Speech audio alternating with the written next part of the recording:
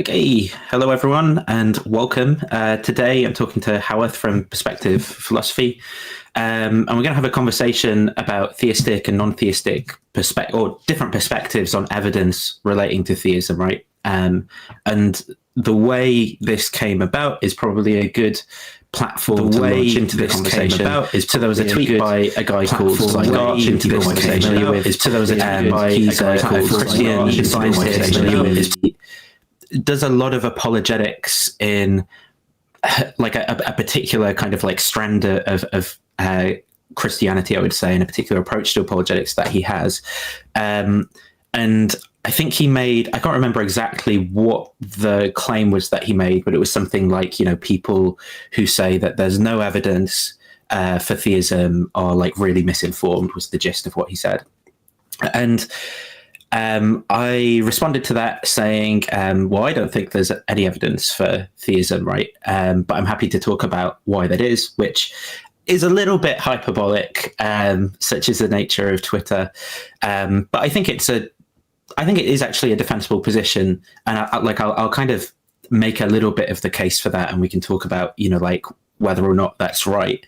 But just to set the stage, is that kind of, and then obviously you replied to me and said, well, I'm happy to talk. And I was like, well, great. Because, sometimes people don't really want to move forward when they disagree, and which is good, and how we ended up here. So is that approximately your recollection?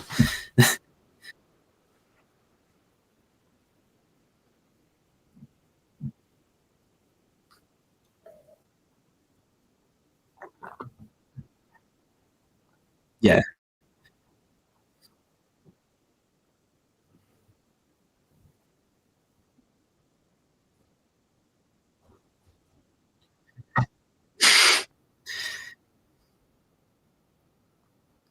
So if I kind of just open up with, oh, are you okay? Yeah.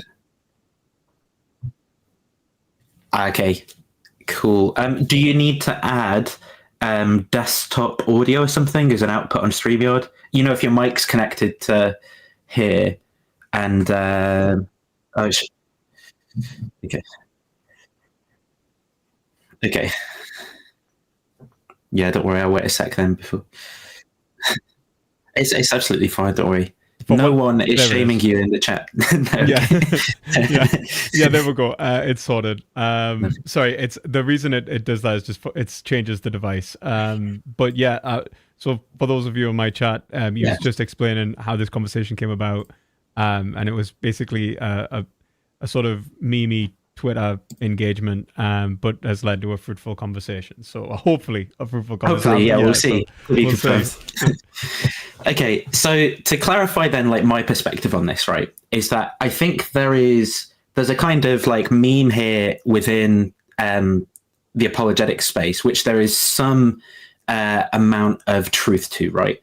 And that is the idea that people will often, in a very unreflective way, say there's no, they'll make demands for evidence that God exists or something, right?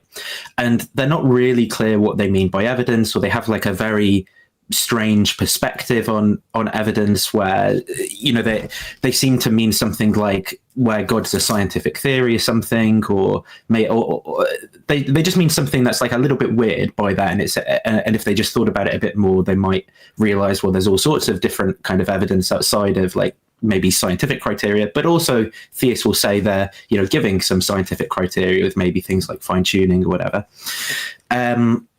And so I think that there's like that part of the discourse, and that is right when theists kind of get wound up by people taking that perspective.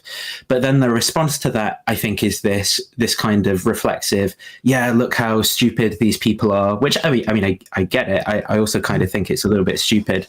But I think there's a bit beyond that where it might actually be the case that, okay, I've thought about things. I'm actually aware of, say, what fine tuning means, like psychophysical, all of the like various different arguments.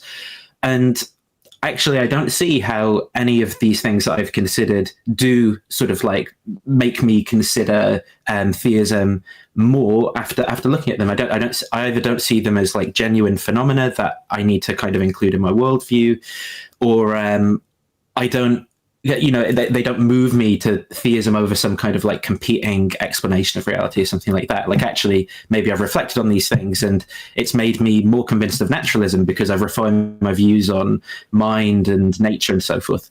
So that's just to set the perspective where I'm coming from.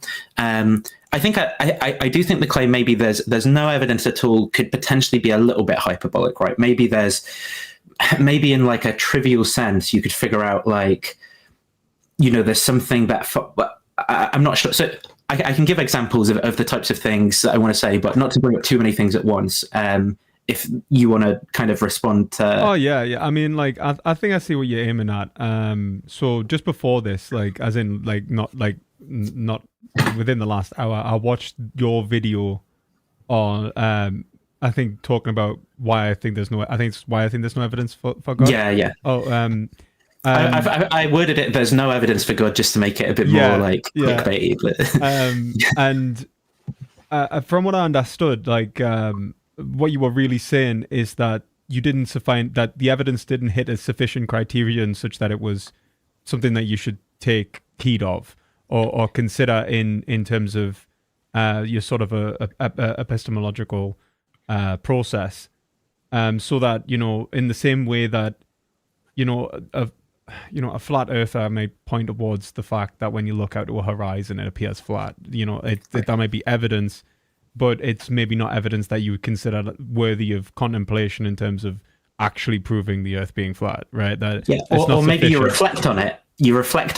And you think, and you find out all this stuff about like different perspectives and like stuff going over the horizon. You're like, well, actually, now this piece of evidence, now I've thought about it, moves me even more in favor of like round Earth than it might. That kind of thing. Which I see. I think I see what you're saying there. I guess that there's specific points where I don't think that, like, obviously, as a theist, I'm going to say obviously that I think there is evidence for God, right? Yeah.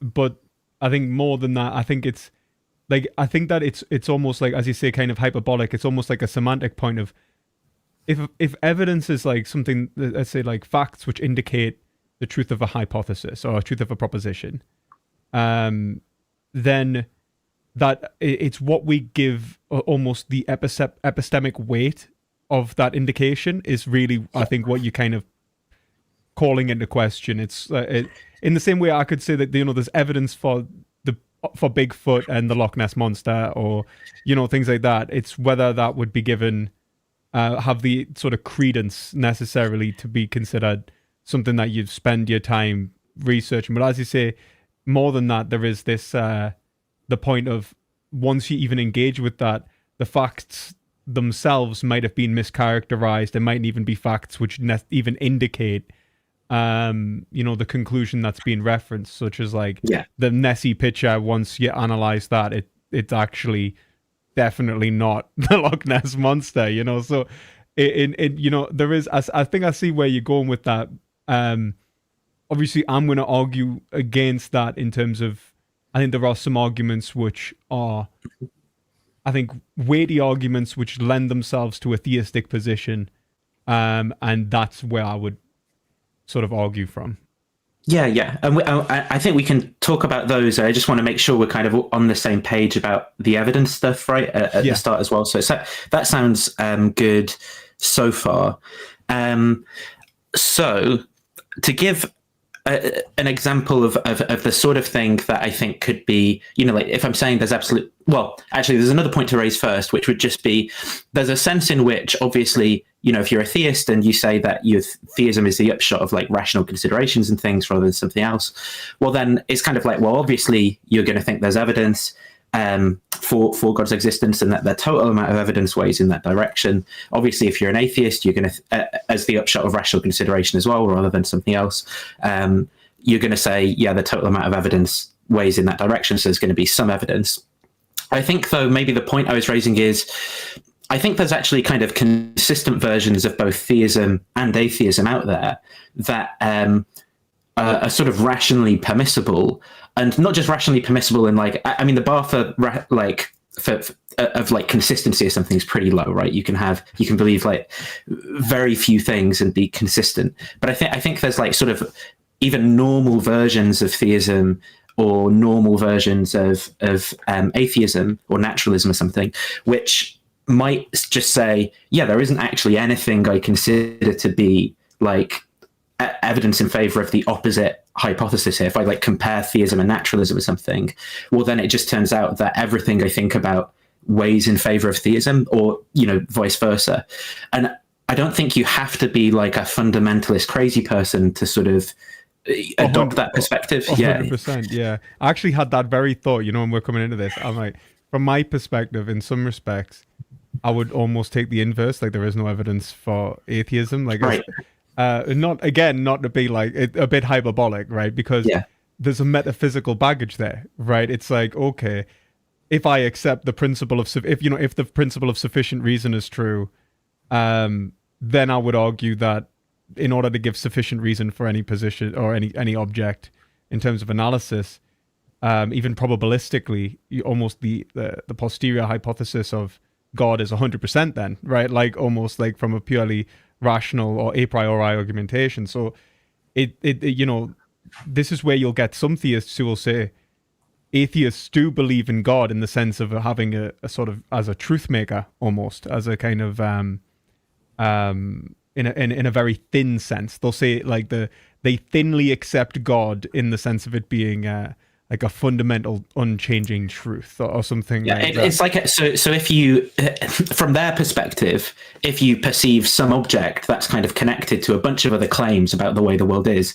so just to perceive that object is in some sense to know God's existence. 100%. And I mean, I think I would probably agree in some respects, because I do affirm the principle of sufficient reason, which obviously, I mean, it's hyperbolic in the same sense that obviously I don't think that they're like all atheists are just like irrational, like denying God's existence for like where is he, but it comes to the point of like obviously whose metaphysical argument is essentially correct. Like, should we affirm the principle of sufficient reason? Should we affirm, in terms of how should we understand metaphysics in general and epistemology in general, so that such that we gain truth? So, I mean, all of this is very much tied in and nuanced to the point in which I think it's certainly fair to say that there are theists out there, and certainly theistic positions, once you adopt them and argue from that position, or atheist positions, once you adopt and argue from that position, evidence of the contrary is a non-entity. Mm-hmm. So it sounds like we very much agree on a lot of things so far, which is all very good. And then, so maybe I'll just say, in terms of like a counter to my position, there's maybe like one good case I could think of that might, in some sense, be considered like trivial evidence of theism, right? And if you take the hypothesis of theism to make some claim about minds existing or something, and maybe you compare that to a hypothesis of naturalism where minds are instead particular types of physical states that aren't like guaranteed by the hypothesis to arise out of that world or something, you might think, well, the fact that minds exist or something and updating on that is evidence of theism. I'm genuinely though not sure where I land on this, only because the sense in which mind is meant for the theistic hypothesis is so different to my mind in almost every respect, right? It's like it has causal powers I sort of don't understand, where like action at a distance somehow, and disembodied, and it's omniscient, and it's like perfect, and it's three persons, like it's so different in so many ways that I'm not even sure if I should consider it. At what point would I consider it like the same sort of thing or a different type of thing? I'm not exactly sure. Sorry. Yeah, no, go ahead. That's all right. Just going similar to Hume's sort of criticism. The idea of how is this analogous to how can God's mind be analogous to a human mind? And I think that's fair. And I think, I mean, to be fair, I don't agree with Hume. And I was actually arguing against Ben Watkins because he makes the Humean account. Because, I mean, I'm post-Kantian German idealist, so I think Hume was wrong, and I take the Kantian approach. And so when I talk about a mind, I'm going to be fairly, I'm going to talk about essentially like a sort of categorical relation, or a unity of apperception, as Kant would call it, and stuff like that.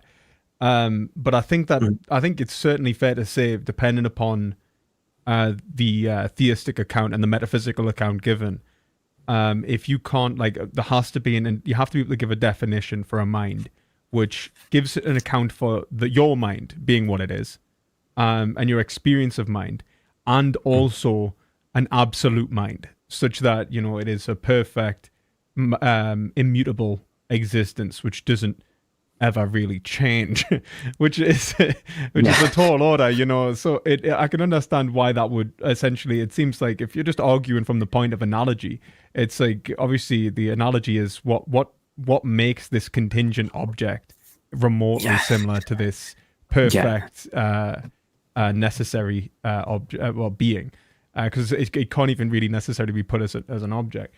I think you can do that. I think that, but again, I can see why that would cause problems. Again, it depends on, like, it's going to be like the sort of standard motto of this conversation. Depends on your metaphysics. What a surprise. Okay.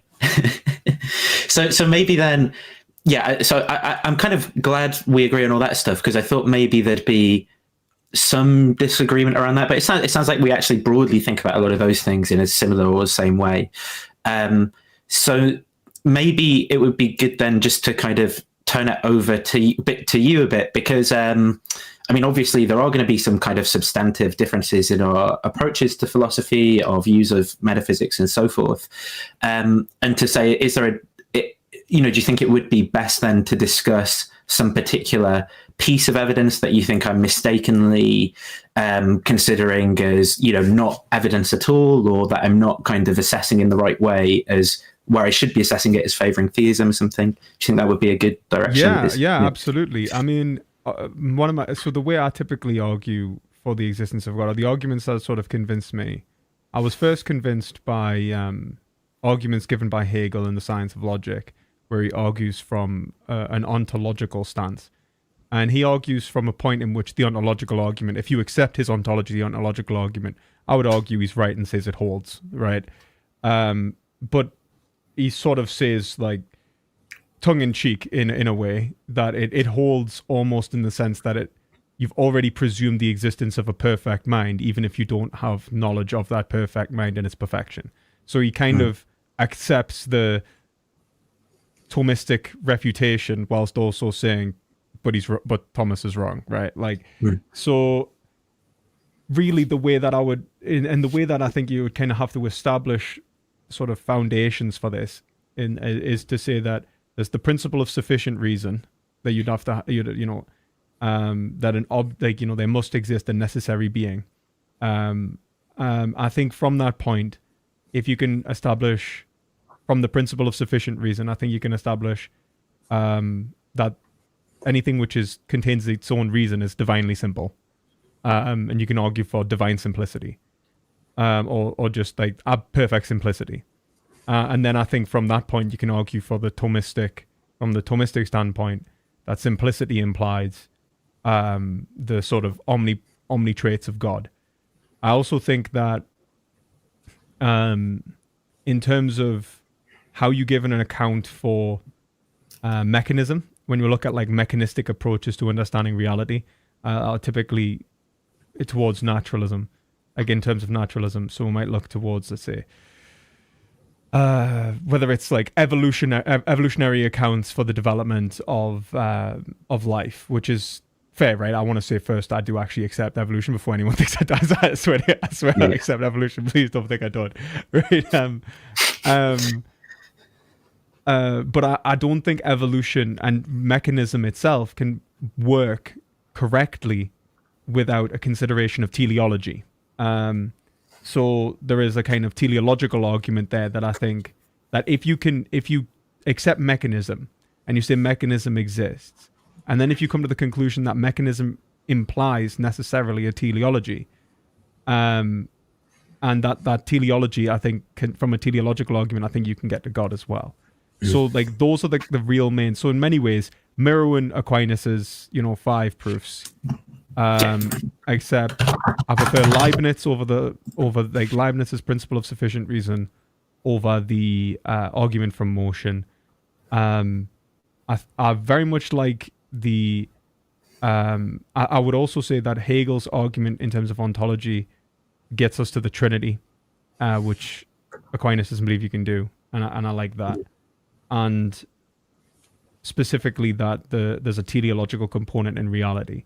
So I think if you accept those things, like mostly for the fact that obviously this all depends on your metaphysics, it depends on a lot of things. So I can't just go, this is always going to be necessarily evidence for the existence of God, because you might say, and we'd need to have a conversation on it, a necessary being isn't necessarily a mind, or a necessary being or an absolute end, like goal, like a teleology, a natural telos, doesn't imply, again, a mind or a God, right? So there has to be a point in which you sort of go through those concepts and sort of and work them out. But really, I think the principle of sufficient reason is probably the bedrock where we could start.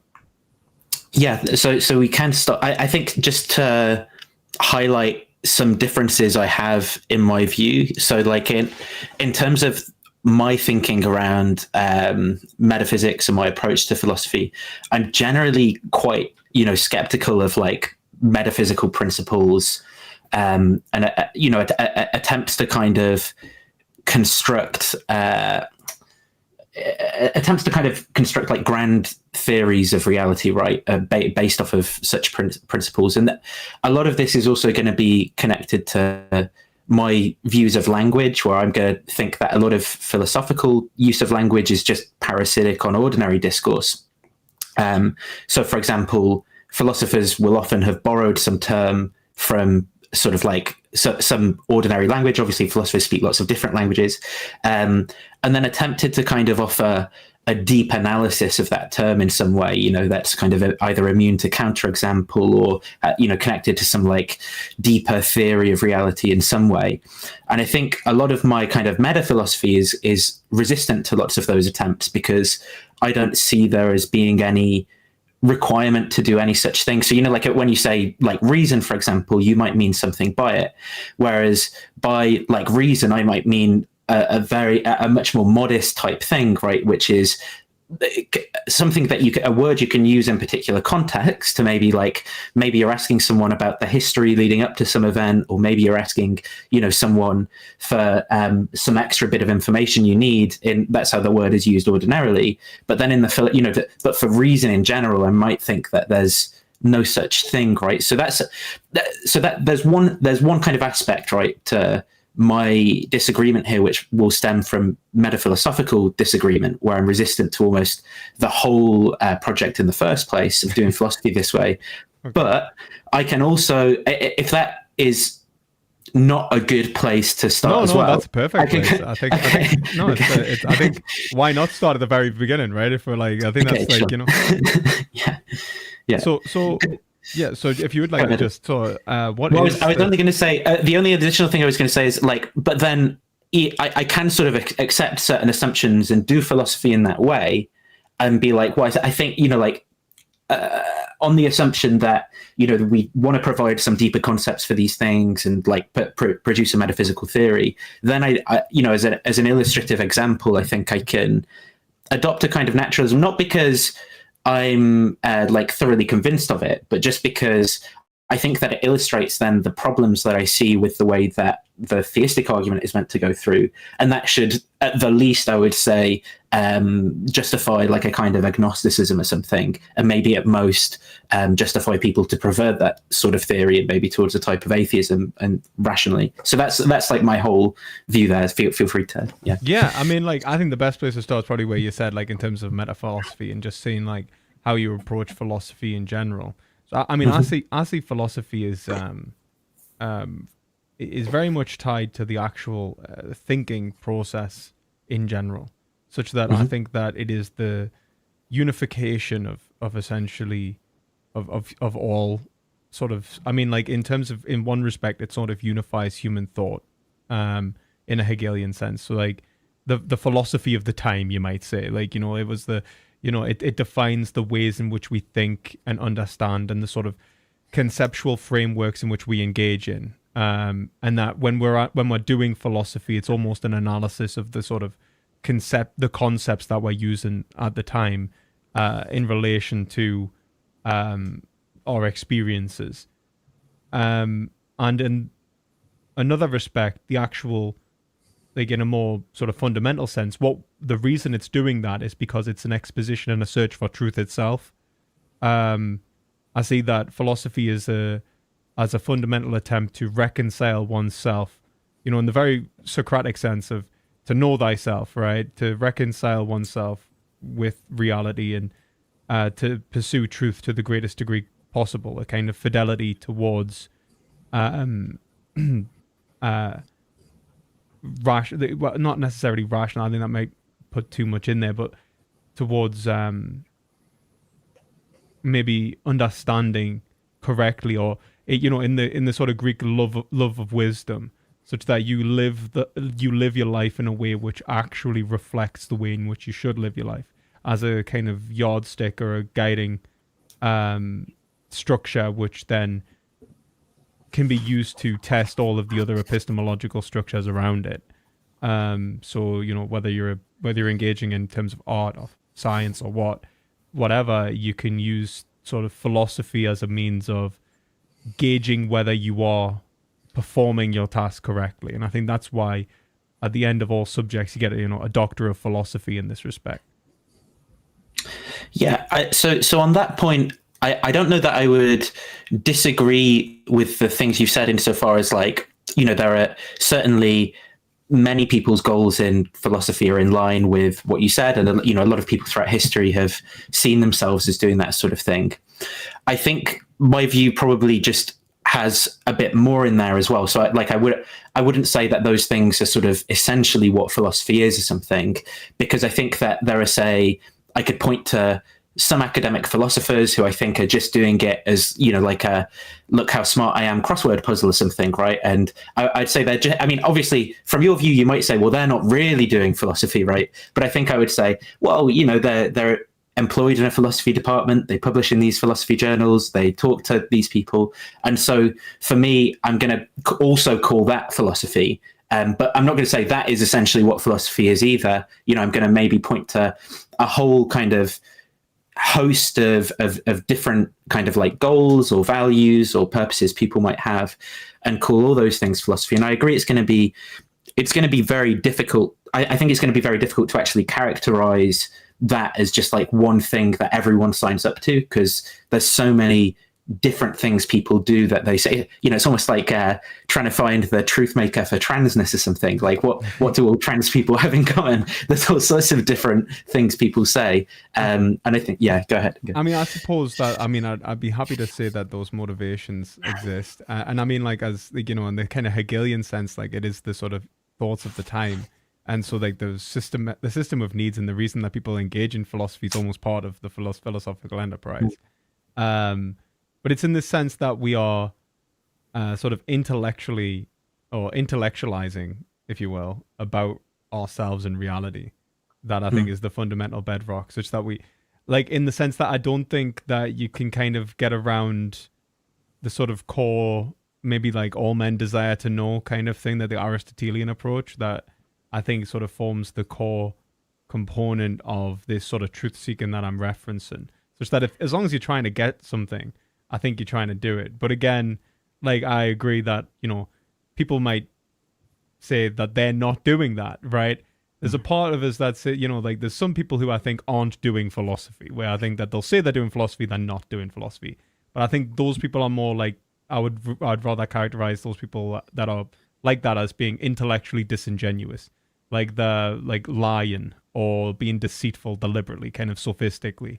Those are the kind of people where I'd say they're not doing philosophy. It's not that like the people who say I'm only doing it for fun or I'm doing it for a paycheck. I still think they're doing philosophy. I don't think they're doing it in the way that I think it should be done, and I don't think they're doing it well in that respect. But I still think they're doing it. But I think that the reason that I would say specifically the dishonest people aren't doing philosophy is because it seems that they're not necessarily playing the game or the practice of philosophy, such as that it's no longer an exercise in which we are even sharing the same concepts or communicating in a way that we're actually conveying information. You're actually actively trying to deceive me, which means like it's kind of like cheating in chess. It's like you're not playing chess anymore. So that's probably how I'd respond to that. Do you think on that point, do you think that there are any people who are not trying to actively deceive you, and they're not seeking some kind of like profound sense of knowledge about the unity of the world or something, but they just enjoy producing logical proofs or something? They just kind of see it like a game and they've got the intellectual abilities to do it, or, you know, those sorts of things. Oh yeah. Do you think they... Yeah.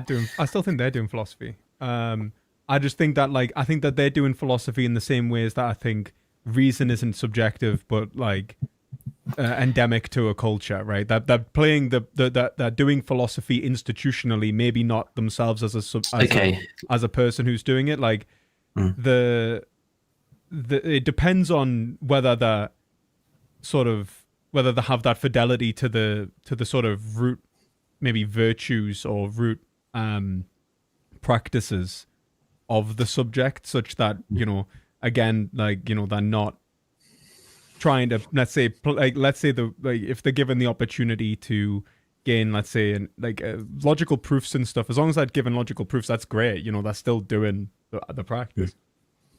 But let's say they're doing something like I don't know, they're writing journal articles, but let's say they're, I don't know, it's ChatGPT, or you know, that other I don't know, that they're doing it in order to maybe make a political statement or write a manifesto. I don't know. Then like, if it's not about, like, let's say they're using it as a means to sort of like spread I don't know, an ideology or something totally separable, without, they haven't really considered it. They're not even like wanting to consider it.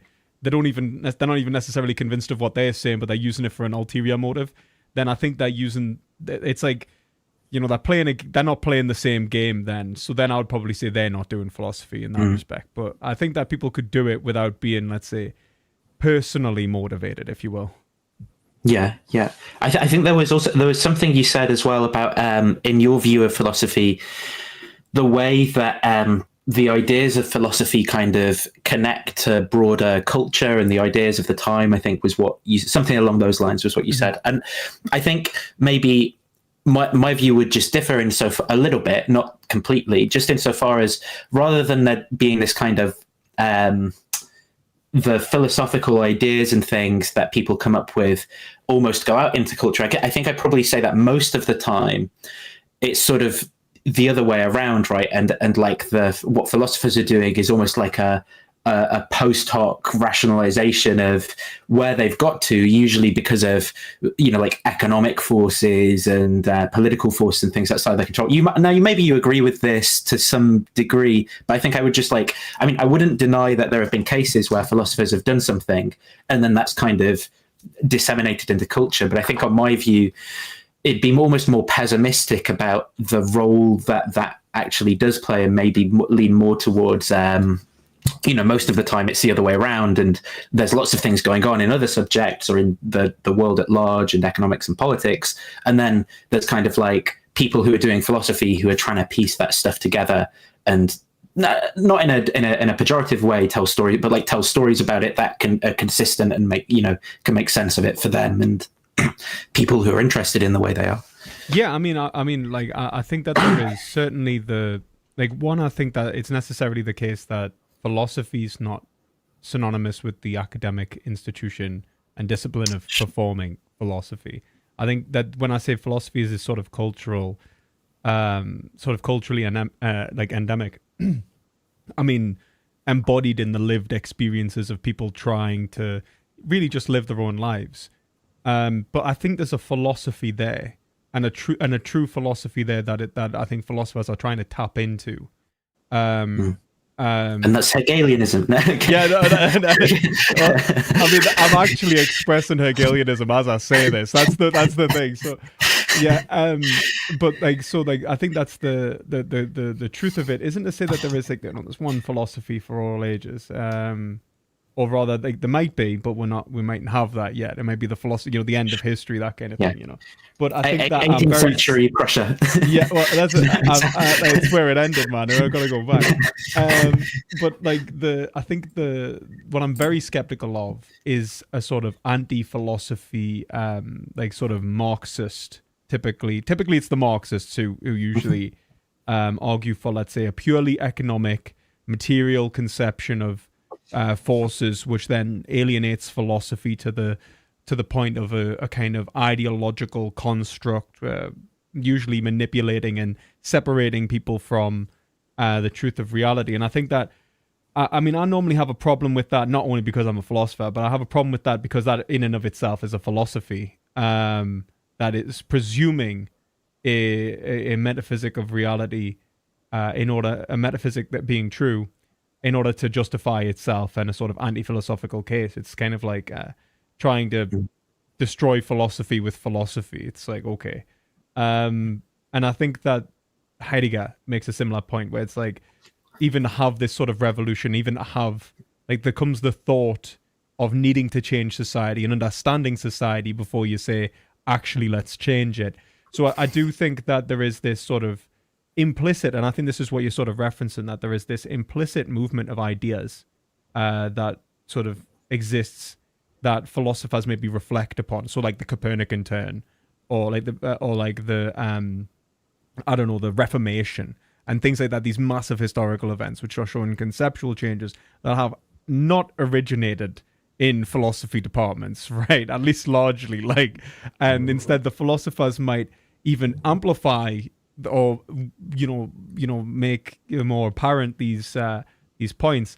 But I think that's absolutely fine with me. I think that there's nothing wrong with saying that.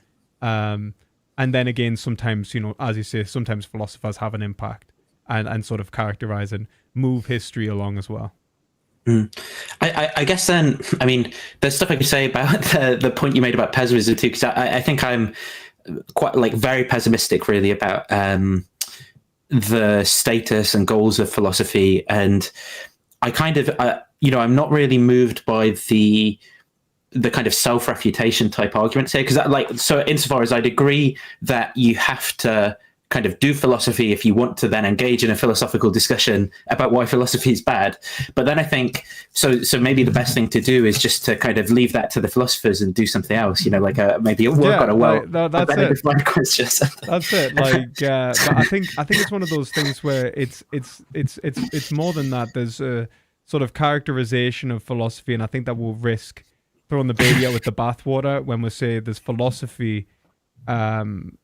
When we make philosophy just, let's say, like a conversation between a few people at a university rather than maybe what people are doing in their everyday lives. I definitely agree with that, right? Like, in the sense that I don't like the academic ivory tower nature of a lot of like Anglo-American type philosophy and its inaccessibility and things.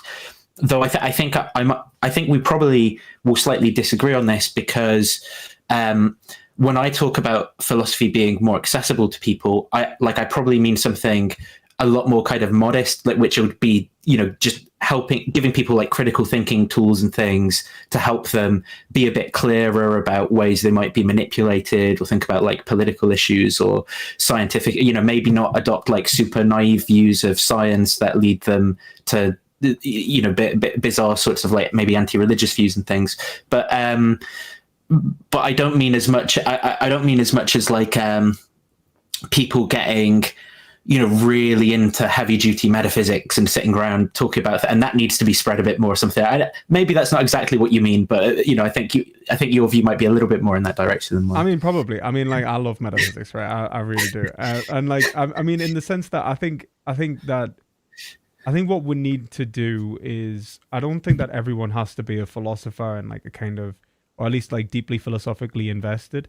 I think that what we need to do, what really needs to happen, is the sort of fundamental presuppositions of the time, I think, often need challenged and sort of questioned, and that's sort of interdisciplinary anyway, such that like teaching people critical thinking skills is sort of a preliminary first step necessarily, I think, to this in some respects. But I think one of the bigger problems that we have in many ways culturally is also the proliferation of perverse philosophies, like bad philosophies that are kind of formed ideological blocks that people engage in politically. So then you've got people who sort of reason through philosophy. So it's more and more like a problem for, I think, our generation. Like the previous generation has its own ideological problems, traditionalists versus sort of skepticism. Our generation has this sort of very much post-structuralist competing narrative problem, I think, where you see people are just adopting like what I think are largely, usually, if you have any critical thinking skills, shit, absolutely shit. Like, use the word to be frank about it, worldviews, very dogmatically, whether it's religious or whether it's secular, like political and stuff like that, where you gain like and usually are quite fundamentally committed to these things, and I think that one of the things that philosophy has more than anything is a commitment, and I feel like very much at the early days of philosophy, and I think this is where we really need to pull it back to, not like the academic philosophy today, but this idea of having a conversation at the marketplace where you're really just pissing each other off, kind of, but at the same time having the conversation, and that that kind of Socratic approach where you recognize that there is, you're willing to engage with each other in a kind of way that's very well switched on, very, maybe it's dialectical or, Well, I think you have to recognize the sort of dignity in other people as well in order to do that, right? Exactly. You sort of have to respect and have empathy, very much have empathy. This is sort of McIntyre's point about politics today. But as well, you've also got to have a kind of commitment to something outside of yourself. Now, that doesn't have to be a kind of, like a god or something like that, but it could, this is where I'd say like something like truth that leads you to sort of an epistemic humility where you're willing to go, oh, actually I might be wrong. And I think until we're ready to, or maybe I was arguing with a Thomist today and he's making some really good points and I'm like, oh man, I don't want to have to be a Thomist. And it's one of those points where you kind of have to go, well, maybe I need to adopt the opposite position, and it's having the willingness to do that. And I think that that's the sort of virtues, that the philosophical virtues, if you will, where it's just that sort of intellectual approach, I think is probably the most important thing that philosophy could do for society. So to circle back to a kind of point I heard you made that, and I'm making some interpretive assumptions, so correct me if any of this is wrong. Like when you mentioned that a lot of people might be adopting sort of fairly uncritical or inconsistent or even irrational positions due to, being in this kind of like post-structuralist tradition, that I think I would even place myself somewhere in this. I mean, I'm relatively...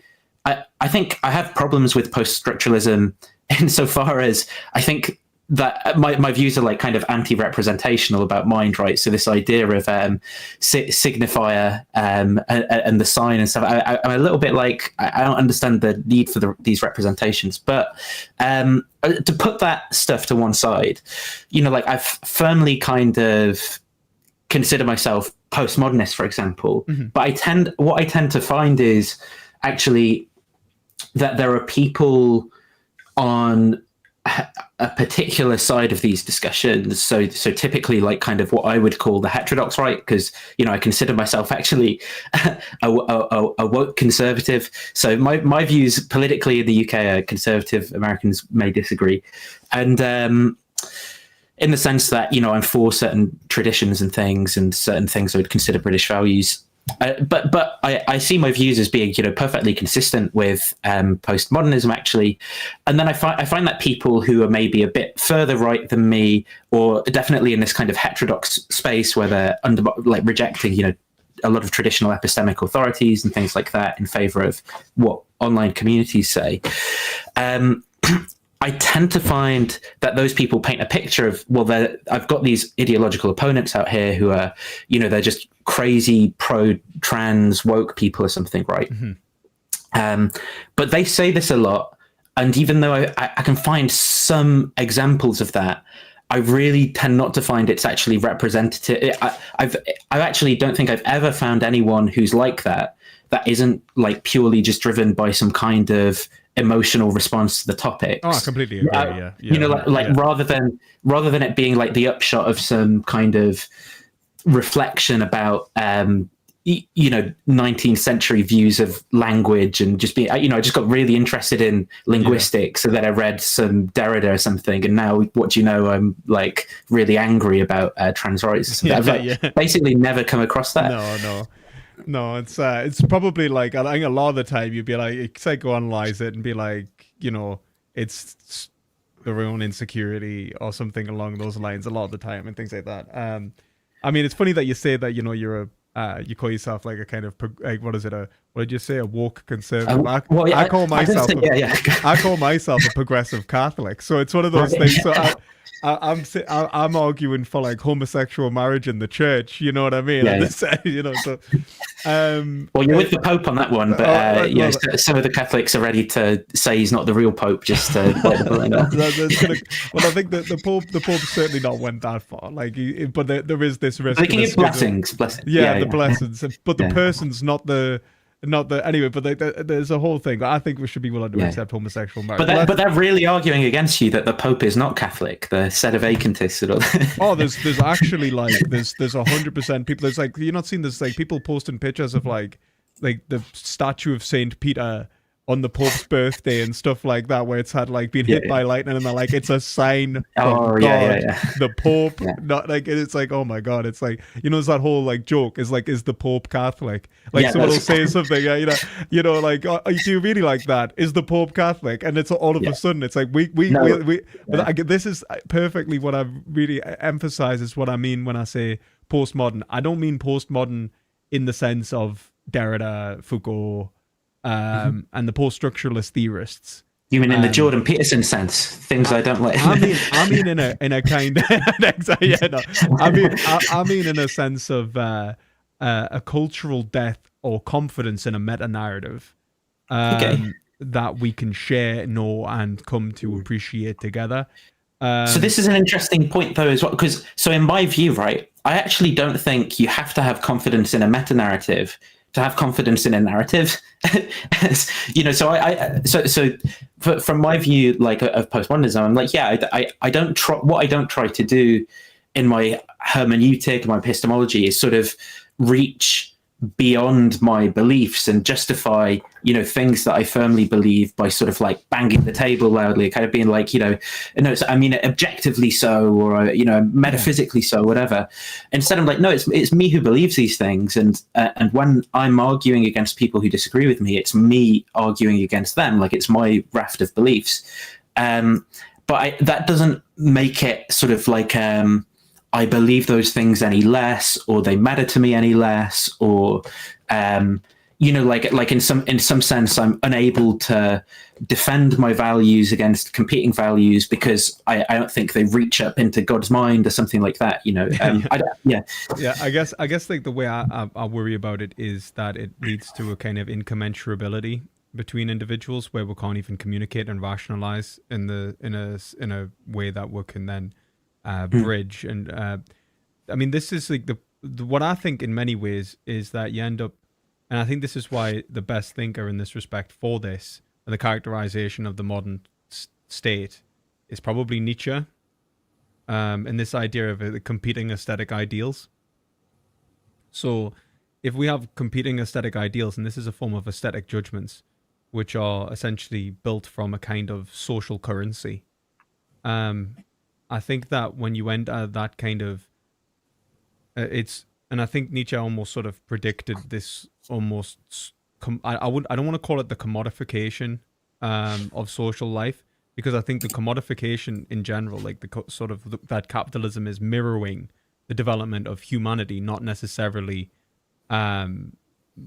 driving the development of humanity. So I think that the ideology... Well, quite be both to some degree. 100%. No, like sort of, so it's like it's sort of reciprocity there, 100%. But I don't want to say it's like, in the same sense, like capitalism did it. It's all capitalism's fault. Yeah, right. Because I don't think that's what Nietzsche was saying. I think Nietzsche was saying that this is happening because of a kind of increasingly individualizing conception of reason and justification, such that authority is going to die. We've killed God. Nothing's going to replace it.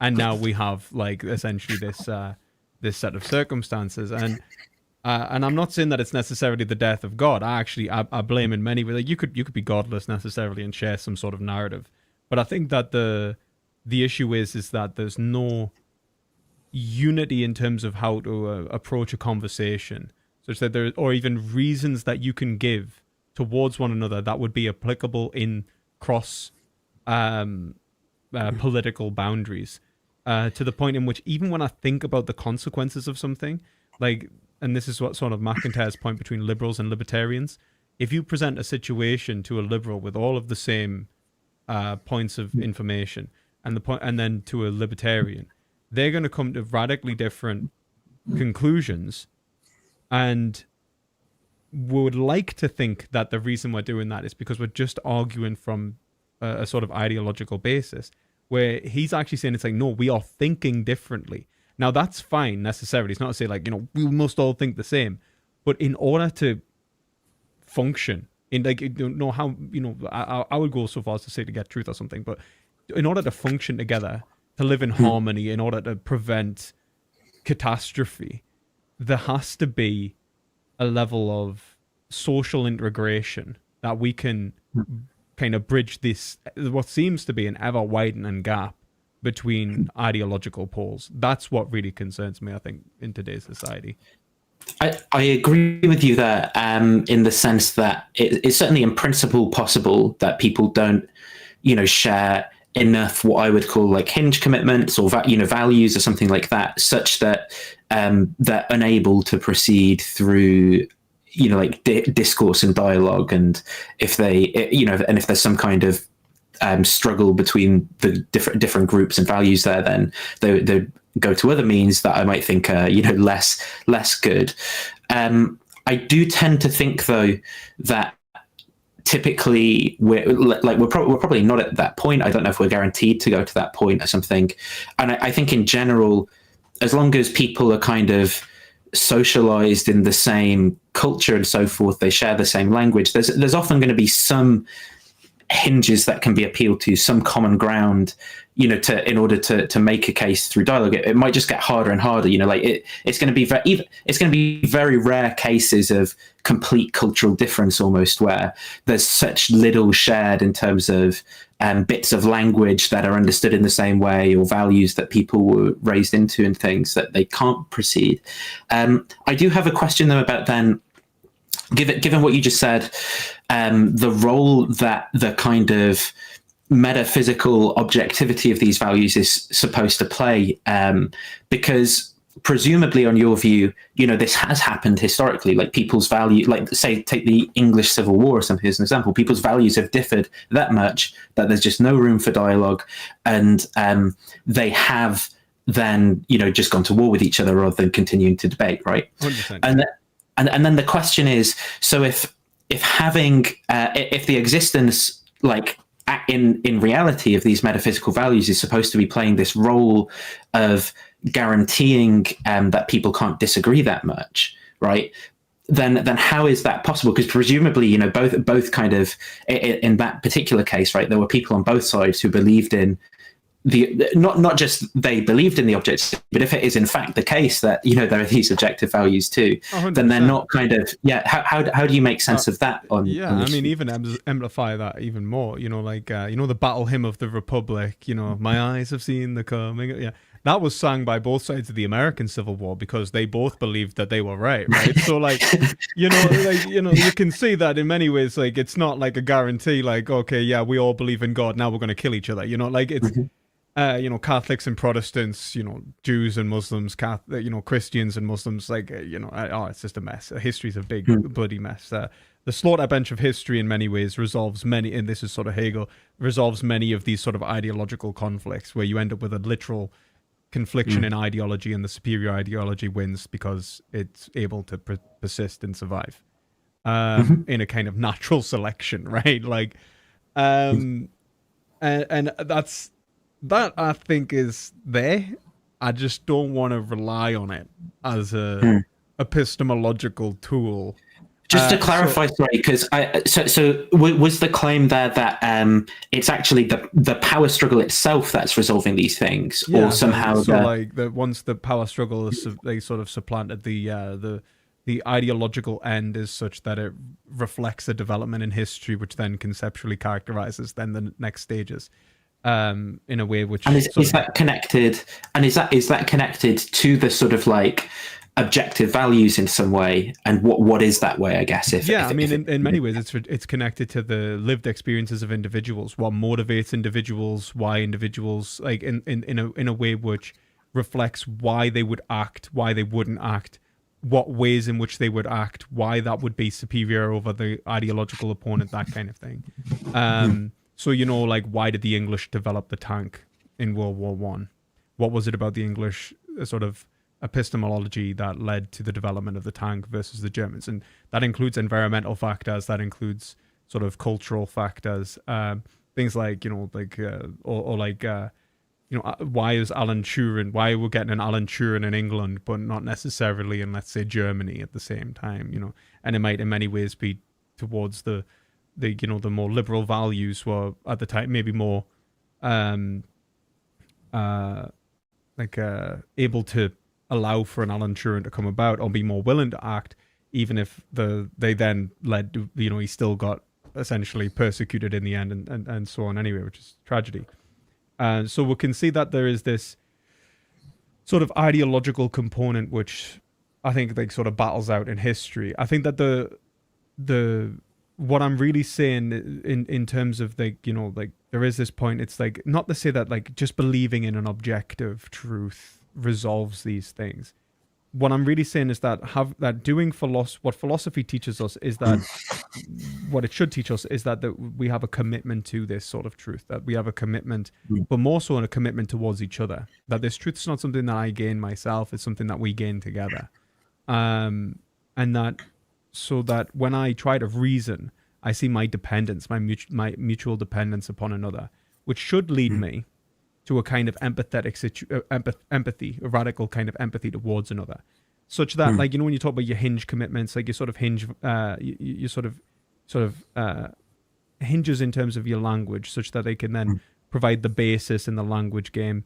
And you say like, well, maybe we can appeal to these. Like what I really want is, and I think is necessary at the basis in which when we think pre-linguistically, or when we think of how like a linguistic being was to form, a linguistic being had to form from a kind of behavioral analysis where they're able to understand the intentional states of another related to themselves and mutually engage.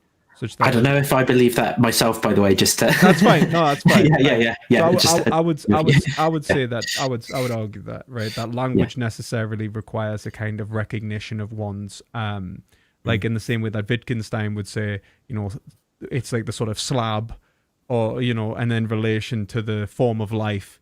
And I think Hegel would kind of say it as a point of psychological recognition where I can understand the intentions and how it relates to me within a common domain.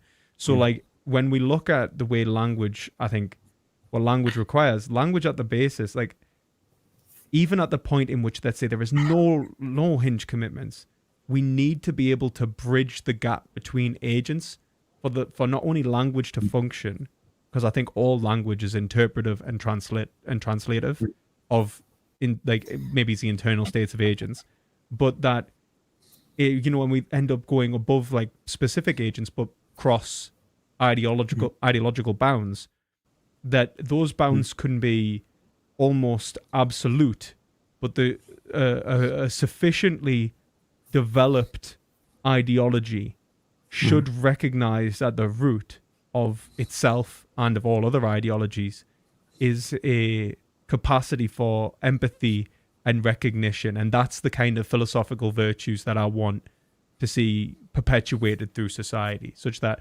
like you're a postmodernist, I'm not a postmodernist, but let's have a conversation about this. And many members that we don't agree on everything, but at least we're able to then form the basis of the conversation. Yeah. So I agree with that. Insofar as we sort of agree on certain values, it's obviously a good thing for this conversation and so forth. And because they're my values, I want people to share them. I think the maybe the issue is something like, it seems to me like you're saying, and maybe you're not saying this, right? Something like either a belief in the objectivity of these values, or like some kind of heavy duty metaphysical concept, a belief in the heavy duty metaphysical values, right, in some way, is either leads to a propensity to people to act in a more peaceful or more truth concordant way or something, or that the in fact existence of these metaphysically heavy values somehow leads to a propensity to people to move in a particular kind of way. And I think moves people to act in accordance with them. And I think the point I was sort of trying to make was that it seems like actually neither the belief or the actual existence of this kind of metaphysical conception does that, because there's plenty of people. If it does actually exist, we still have the problem right now of the increasing polarization. It doesn't seem to be actually playing a role to heal those. And if that's a worry, and we also believe that it does play some sort of role, maybe we shouldn't actually be worried, right? Because the metaphysics will sort it out somehow. Or yeah, go ahead if there's something you want to say. No, I was just going to say, it's kind of like, I do believe in both. Like, I think that there is that the truth will resolve itself. The truth shall set you free and all that. And I think I was in a conversation with a guy the other day. And I said, you can convince yourself as much as you want that what you're drinking is water, but if it's bleach, you're still going to die. And as a pragmatist, I agree. Yeah, very pragmatic, a kind of approach to it, right? So I would take from a pragmatic conception of truth, I think there is a necessary teleology there, right? You're probably not going to agree. I think there is a teleology there, such that there is a kind of a self-correcting mechanism of pragmatism, in the same way like as natural selection. Your peacock, you might look really sexy with your big tail and that, but you're gonna get fucking murdered if you look too good. In the same, so it's kind of like there is this sort of like, the peacock is not necessarily the best looking peacock. It's the one that's actually not going to get murdered by its predators, and that's going to mean a big tail, but not necessarily one which is going to stop it running away. So it's kind of like, okay, there's this sort of, maybe you could think of it as a what would be the right word for it? A kind of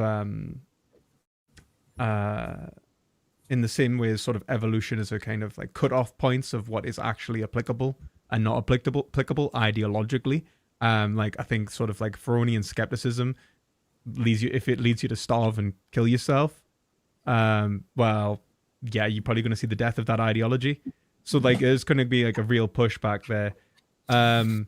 Success boundary conditions, if you will, of what ideologies are sustainable. What I really want to see is that as sort of epistemic agents agents who engage in epistemology, is that when I'm engaging ideologically, I don't like, there is the sort of natural set limits of me needs, which form the basis of many of me decisions in the world. But they're not really the only ones that I consider. Like I consider not only the needs of others, but I also consider the higher, let's say the higher desires and wants, psychological needs of others, and the value that other individuals have. And I think that sure, we could rely on history essentially self-correcting to the point in which eventually there'll only be those individuals left that are engaging within this sort of boundary.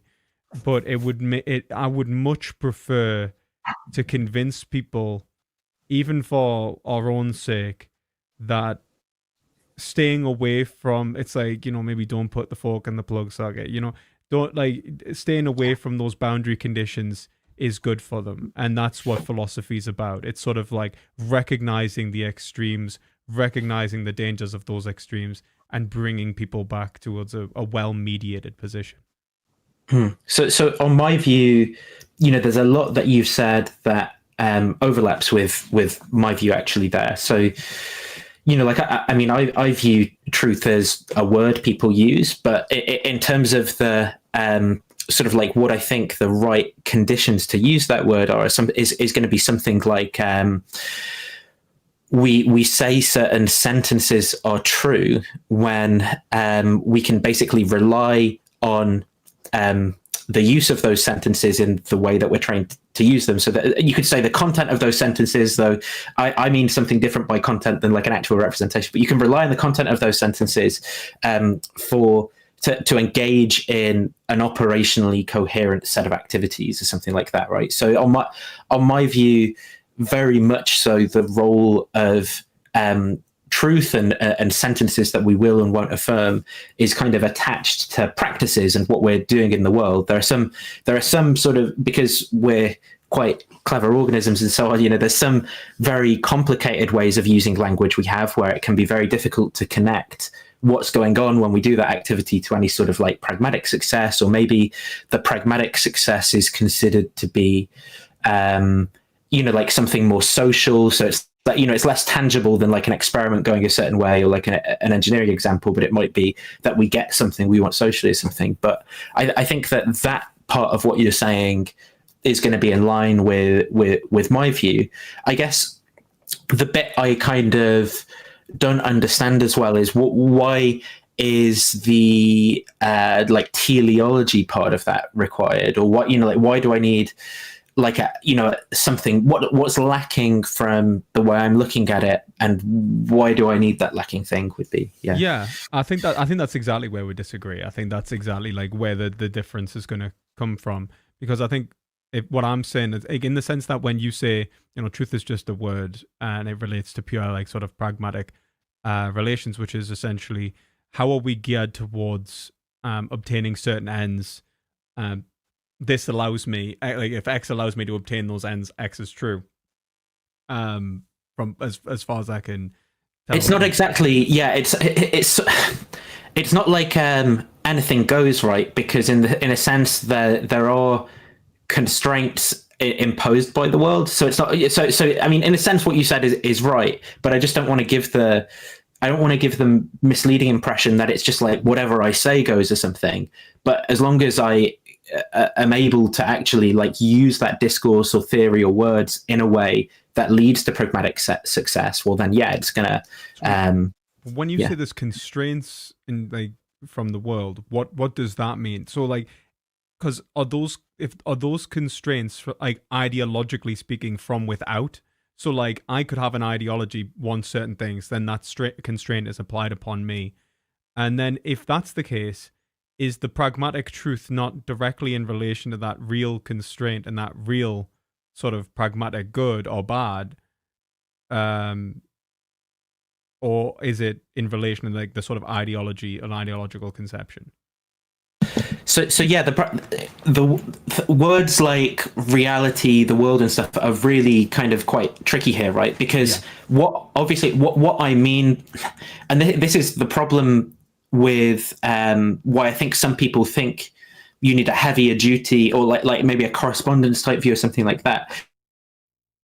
Because what I think is when I'm saying world, right, I just mean all of my other beliefs and things. I don't really, I don't kind of get to bootstrap myself by using a special kind of word or something into the world as such. Instead, I mean all of my beliefs and dispositions to say certain things, and that's what I mean by that. So by the world, and but I'm just wondering, why isn't it everything goes then? Like, I mean, like for you would say that there is this point of coherence.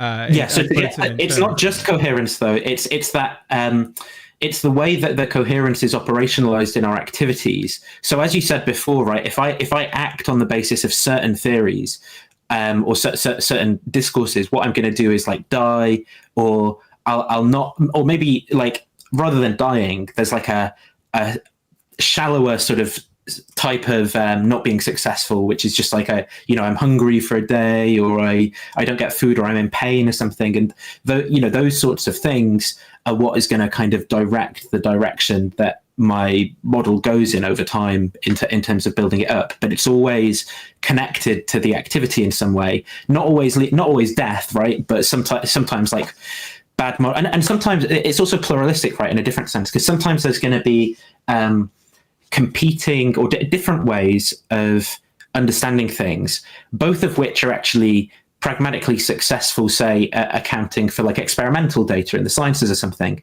but then actually the reason that one wins out over another is going to be more due to like social reasons or something. So it's still more successful for scientists to adopt one of those views over the other because they get something maybe like status or funding or prestige or the respect of their peers, and that's something they also want, right? That's like a type of success, but it's not. So it's complicated, basically, the relationship between activity, goals, and the construction of these languages.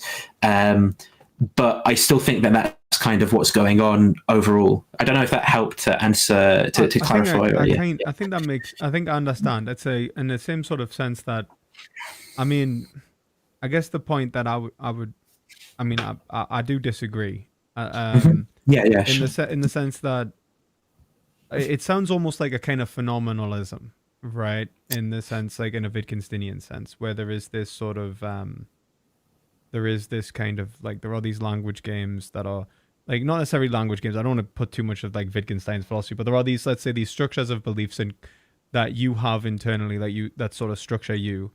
But then there are like sort of competing locus points of these, let's say, sort of maybe even practice orientated structures within yourself that are all geared towards certain ends that you are mediating.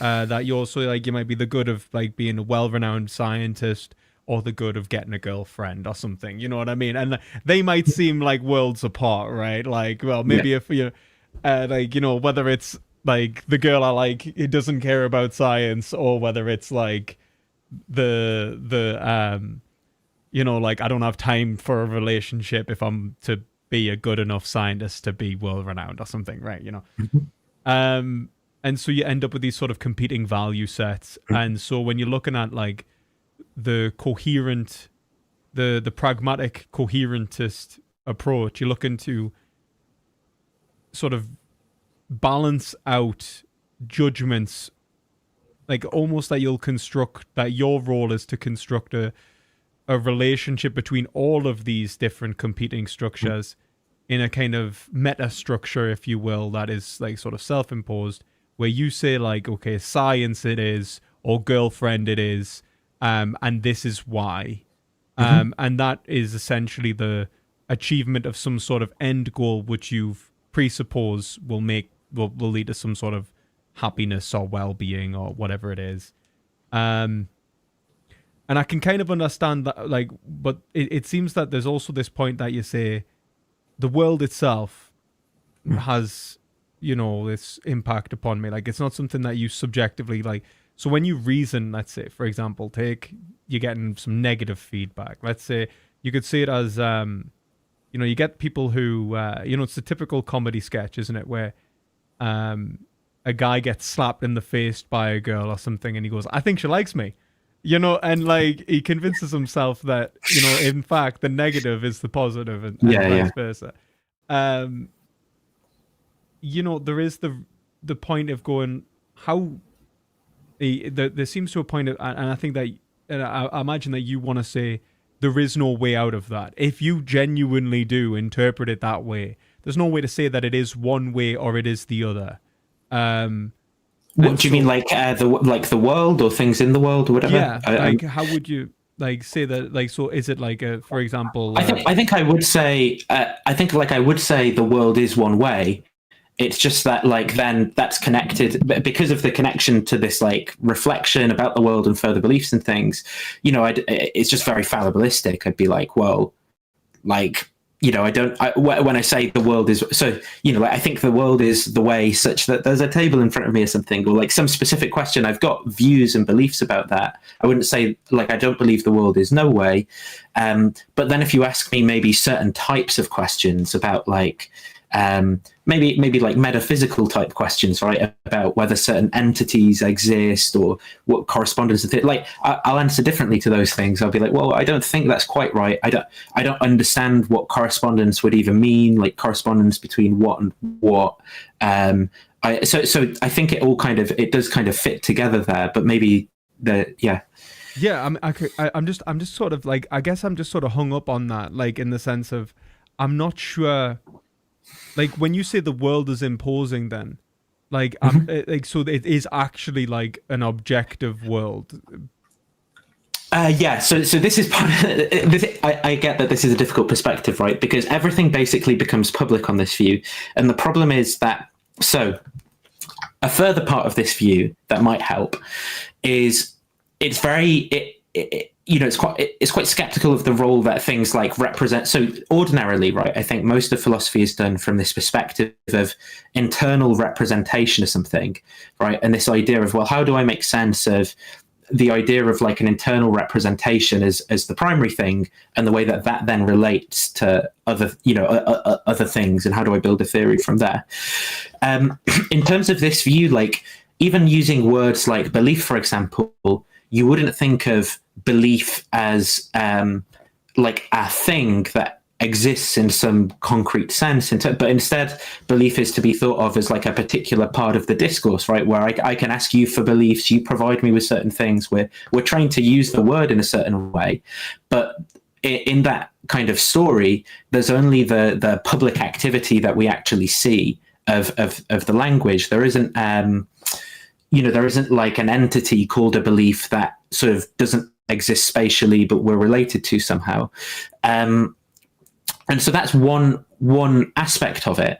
So then within, so obviously, like I'm still going to go on using the word beliefs. I just don't mean that by it, Right. So when I say would it be right to say like it's like a motivational, like a maybe a motivational relation to a motivational judgment, or like a motivational disposition or something like that, a specific kind of motivation.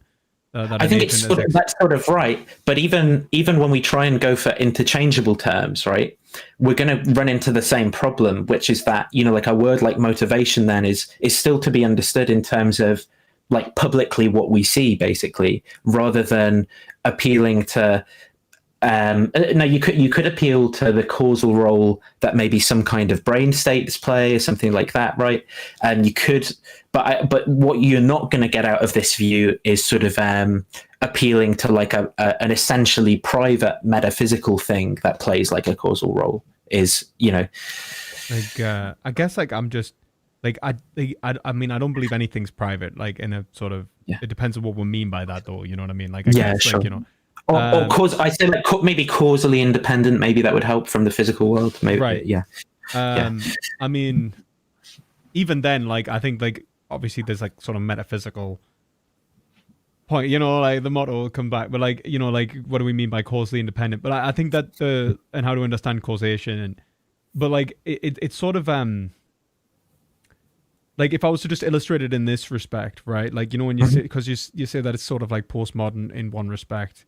And it's kind of a coherence between belief states, and those belief states are maybe relations between sort of lived experiences that are like that are almost deflationary.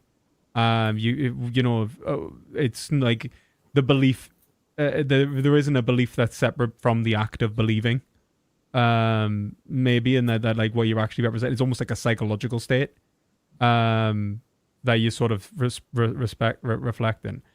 And I mean, I don't necessarily, I think, agree with this sort of approach to metaphysics, but at the same time, I think I understand where you're coming from. But then it's whether that this structure is something that's like we break it down, and when it hits bedrock, it's your psyche, or whether it hits bedrock and it's maybe not even just your psyche, but the psyche of everyone around you, or maybe it's it's intersubjective, maybe it's objective, maybe it's absolute in the Hegelian sense where it's subjective and objective. Like it's kind of like if it's just subjective, then there's sort of it's a pie in the sky. Anything goes. Your psyche determines the sort of ways in which those success conditions that you're mentioning would essentially play out, right? And there is no way in order to sort of bridge that gap, where it is a private existence in the way I would always say, almost solipsistic in some respect. And then there's the sort of intersubjective, like sort of aestheticisms, where like it's a balance between maybe the psyches of various individuals, and the pragmatic is sort of maybe this inner subjectivity is mediated through your subjectivity, but it contains the subjectivity of others at the same time. But ultimately, it's this relationship between psychological states that were cohering, and so their psychological state has impact upon your psychological state, and then there's like there is the world itself. Like you have a psychological state, and then something hurts you, and your psyche isn't what structures that, it structures your psyche. And so your psyche's moved to like, it moves your beliefs around such that even from a coherentist perspective, like, it could be like a kind of foundherentism, where there is like a foundation which your coherence is built upon, trying to match, and then it sort of asserts itself out of like a kind of like a sort of like a dark pond that you can't actually access, but makes itself known in your psyche, like Lacan would say something like that. Or is it like, there is this there's this just fucking block of reality, there is this like it's there, it's unavoidable at times, and it sort of hits you in the face, you know what I mean? You know what I mean? Like, sort of where in the sort of spectrum, like, because that's I mean, that I feel like characterize almost everyone I can think of, like. Yes, yeah. So I think to characterize the concern, right? It's something like, so given the things that you're saying, how do you make sense of the requirement to start with a subjective foundation? So is it something like that? Or have I really misunderstood? Somewhat. It's more of like, where's the ground of the pragmatic? Like, what? Right. Yeah. So on that, I think that this is where the view really differs from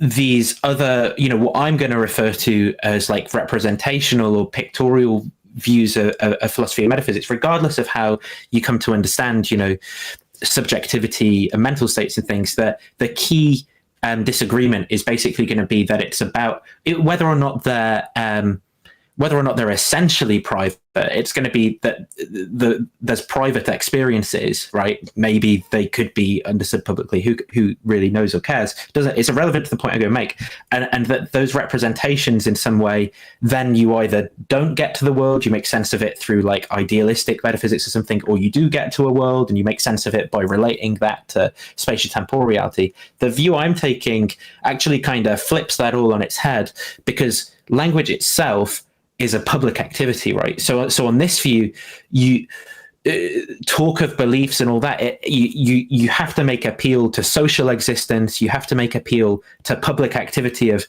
making sounds, of gestures, and things like that. And so it's in the world, it's in ordinary life already, rather than it kind of making appeal to sort of like the private landscape almost of one's subjectivity, and then figuring out, well, where do I go from here? Instead, the appeal is initially to language as it's encountered as public activity, but that's learned and socially built by people and things, and then that's the basis is like spatiotemporal stuff happening, rather than relating like objects and things to and then like, how do I make sense of that from the point of view of epistemology? Well, are there foundations to that? Are there instead no, someone needs to learn what words like belief even mean from their community before they get to a point of having like conversations about models of beliefs and things. So if I was to ask you what came first, the belief in the community and the word, or the mental act, what mental act might be a little, you mightn't like that. I don't know whether you like that, because you get like the sort of act, if you, it doesn't have to be mental, well, there's the act, sure. What sort of came first there? So like, because it's like, because there's a part of us that's like, is this existentialism? Is this a kind of existentialism where it's like, what you're saying is like almost like there is this public structure, which is actually already presupposes a sort of private structure, which makes that public structure exist, but can never actually be one with this private structure, such that this gives meaning to that does not give meaning to this. So I'm not sure I'm 100% clear on the question, right? But maybe, because there's a sense in which I can understand the question. I don't think it's what you're asking, though, which is kind of like, well, chronologically, what happens to the person on this view or something? And I'm like, well, it's not that they, so the reason, for example, like at the start of philosophical investigation, when Wittgenstein has that quote from Augustine, which is like, there were kind of some objects privately, and then I turned towards them and let the labels off my parents, or whatever. It's because that's the view that's being resisted there. And the idea is going to be more that it's not that there are beliefs, because to believe in the sense we know it is this linguistic practice that we're trained in. We were trained to use the word, right?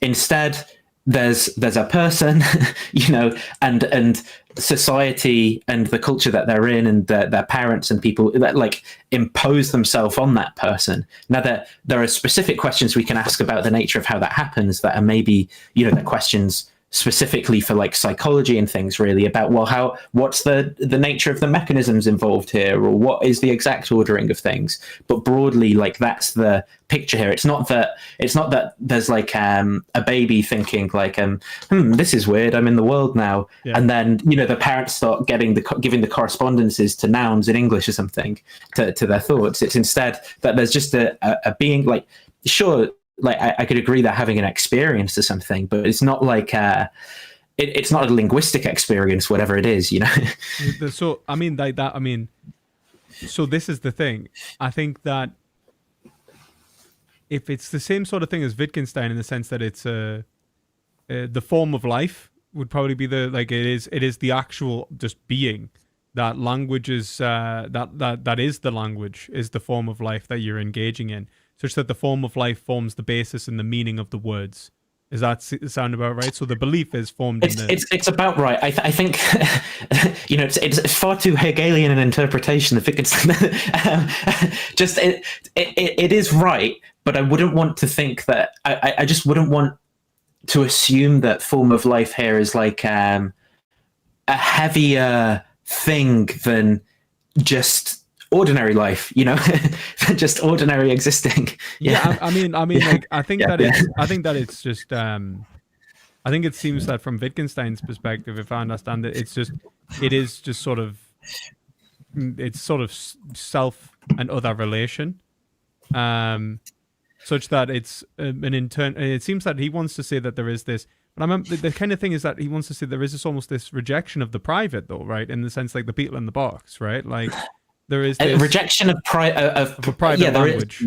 Well, of private language, but also with that, a rejection of propositions or pictorial representation with respect to language too. So it's not a rejection that I would tick a checkbox on a form that says you're thinking stuff or you're experiencing stuff or something like that.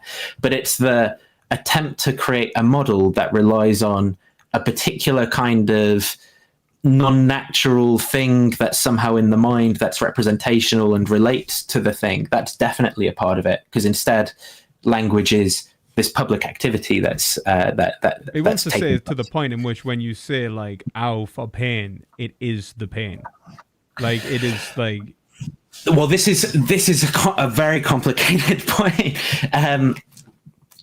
So it's not that it stands for the pain, right? So Wittgenstein makes the point that it's like, I am in pain. It's not like, here's the pain, there's the ow or something, and I like relate the two. Yeah. It's instead the correct use for like pain language is like, I am in pain, not like I'm stood in to adopt more contemporary philosophy, like in the Cartesian theatre, looking at the pain over there as a quail, and yeah. And I mean, like, I'm very sympathetic to that in many ways. Like, I think Wittgenstein's actually a genius. I think that he's of all the people that you could actually agree with. Like, I think if I wasn't a Hegelian, I'd probably be a Wittgensteinian. Like, I think that my issue is that do you know Robert Brandam's sort of I'm not sure. No. So Robert Brandom sort of argues against the Wittgensteinian perspective in terms of, and he worries what his argument is the kind of risk of semantic nihilism.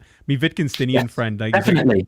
That's the whole point, is semantic nihilism. Well, my Wittgensteinian friend is to say that, like, it's not he's wrong, he's misinterpreting Wittgenstein, right? So I've got a Wittgensteinian... I'd have to see what he says exactly, but insofar as semantics are understood as representational, I definitely think that's the correct interpretation of late Wittgenstein.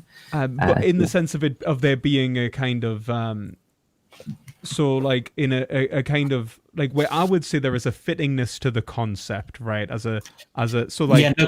Concept here is off the table, really, for Wittgenstein. I don't think so, man. Because, like, you've got Geach, though, man. You've got Geach. So I'm not even an analytic. I'll stand this, right? But you've got Geach's interpretation of Wittgenstein and his build on Wittgenstein, where he starts saying that these are mental acts, and so, like, an idea is just a mental act communicated through language. And that what the form of life is just is the mutual mental acts of various individuals, which aren't necessarily one with the signifiers.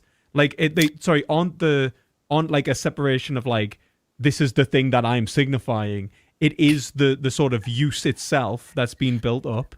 So you do kind of have, like, interpretations of Wittgenstein that lend themselves to the point in which he goes, like, I think those interpretations of Wittgenstein will struggle to make sense of, like, there are a lot of kind of jokes that Wittgenstein makes about it. So, he says, for example, here the thought, there the word, here the cow and the money you can buy, there the money and the cow you can buy. That, like, he's making sort of, like, weird jokes about that point of view. I think the way I interpret that is because it isn't his point of view, and he's kind of, like, he's said some stuff moving away from that view, and then he's just writing an aphorism that's a sort of, like, jest about. So I'd say that those are not going to be the right interpretation. I would say that in terms of, like, affirming something that's similar to his, like, Tractatus, 100%. I think the Philosophical Investigations is a refutation of the Tractatus and that approach of a kind of corpuscular model representing reality in the kind of, like, the language is the limit of my world, and what I have is a world of facts, or like in this sort of thing. But at the same time, language is the limit of his world in this respect. But language is something that language is the world.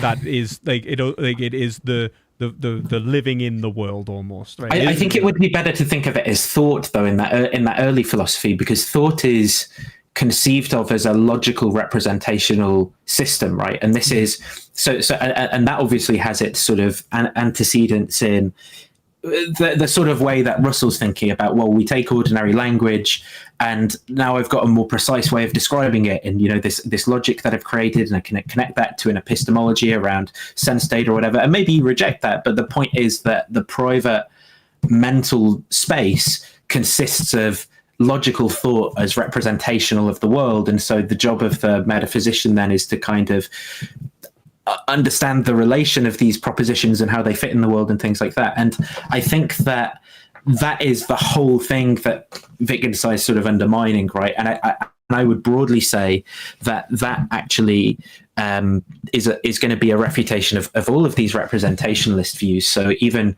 through to like Aristotle making distinctions between the sign, the sign that's used and the movement in the soul, right? Or Platonic conceptions of ideas, and all representational views of philosophy. I think that late Wittgenstein would be disagreeing with there, but without, he's not a behaviorist, but it's a rejection of the reliance on a particular type of metaphor as he would see it. From obviously, people who genuinely believe those things don't think that they're using a metaphorical type of language to create a model or something. But I think that is the. Do you not think there is there's a point in which there is the way in which we can understand language. There is this. There is a correct and an incorrect way in which we can use language for Wittgenstein, right? Like, yes, but what we can't mean by that is like we can't mean sort of the way God prefers or the way nature imposes or something like that. Instead, correctness is construed by the linguistic community, right? So it's what you're trained into. So for example, if I start using the word true to refer to like brick walls or something, it's not going to go, because that's not the role that word has in the linguistic practice we're trained into. And I don't just mean here keeping the concept fixed and switching out the noise or something. It's just it's inimical to the way that we're trained. It doesn't fit with. It's a coherent logical relation in terms of whether it actually fits in the grammar. Right. Well, I would resist the idea of it being logically coherent, because rather, I think from Wittgenstein's point of view, there isn't a precedence of logic. Rather, logic is a type of linguistic activity people can be trained into. So you can be taught to language that is reason. Like that's what he was like. Reason is language. That's what I would. Well, reason's another word, sort of thing. So reason isn't like one thing, and then we've discovered correct languages we can apply on top of reason. Rather, reason itself is a type of way of talking that we've come up with, right? Where there are bounds of the appropriate ways of applying words and inappropriate ways and methods that we might use and things. I mean, obviously it has to be necessarily, right? But like, it's sort of like, it seems to me that there has to be, like, even for the point of like language to develop and form, like I don't think so. I don't know how Wittgenstein would, because Wittgenstein and like there's the whole like how does Wittgenstein approach things like animals and animality in terms of like there's the whole if a lion could speak, what could it, what would it say? And there's Wittgensteinians who will go so far as to say, I mean, I'm a vegan, right? So I argue against the Wittgensteinians in this respect. So the Wittgensteinians that'll say, language, like lions, because they don't have language, don't necessarily have an identity. They don't have a sense of self, because it's an internalized structure that you gain from essentially a public activity. And then you'll get the Wittgensteinians that'll say, well, there is perhaps in some sort of like a sort of primordial sense, there is a sort of, not a self, but there is a sort of a sort of motivated actor there or something like that. But it lacks the conditions in order for you to say that it's a continued identity through time, that kind of thing, like a psychological continuity, because that's essentially trained into you as well.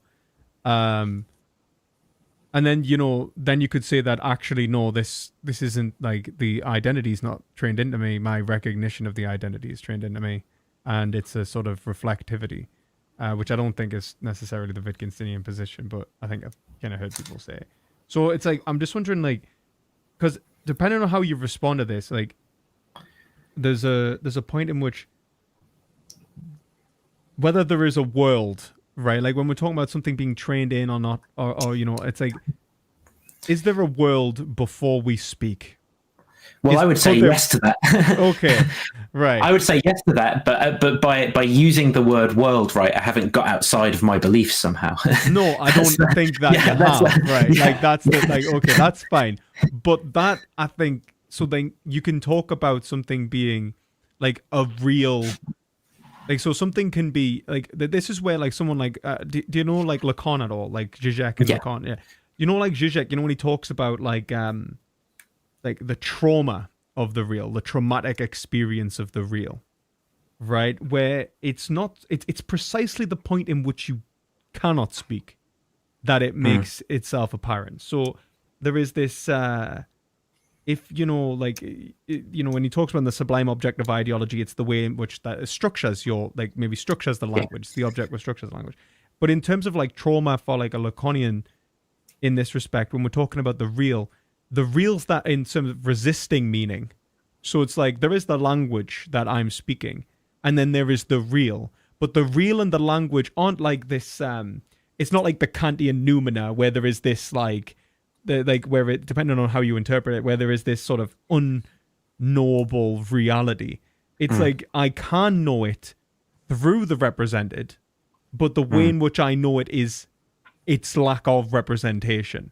And that's a traumatic response that, like, so for example, if I am having, let's say I believe like, oh, this is water, and I drink the bleach, there's a point in which like the trauma of the real could be, this isn't water, right? Because of the coherence between the beliefs that I had prior and its relation of water. You could think of it as the grammar, and then my engagement with it. There is a feedback there, which leads to an incoherence within my worldview, or like my worldview maybe gives but like within that sort of position that I've held, which gives me a direct feedback, which I would say indicates whether there is a fittingness to the concept, which implies that it can't be a semantically nihilistic point where there is there is no world outside of this. There is a world outside of this, but outside of this, there is a world.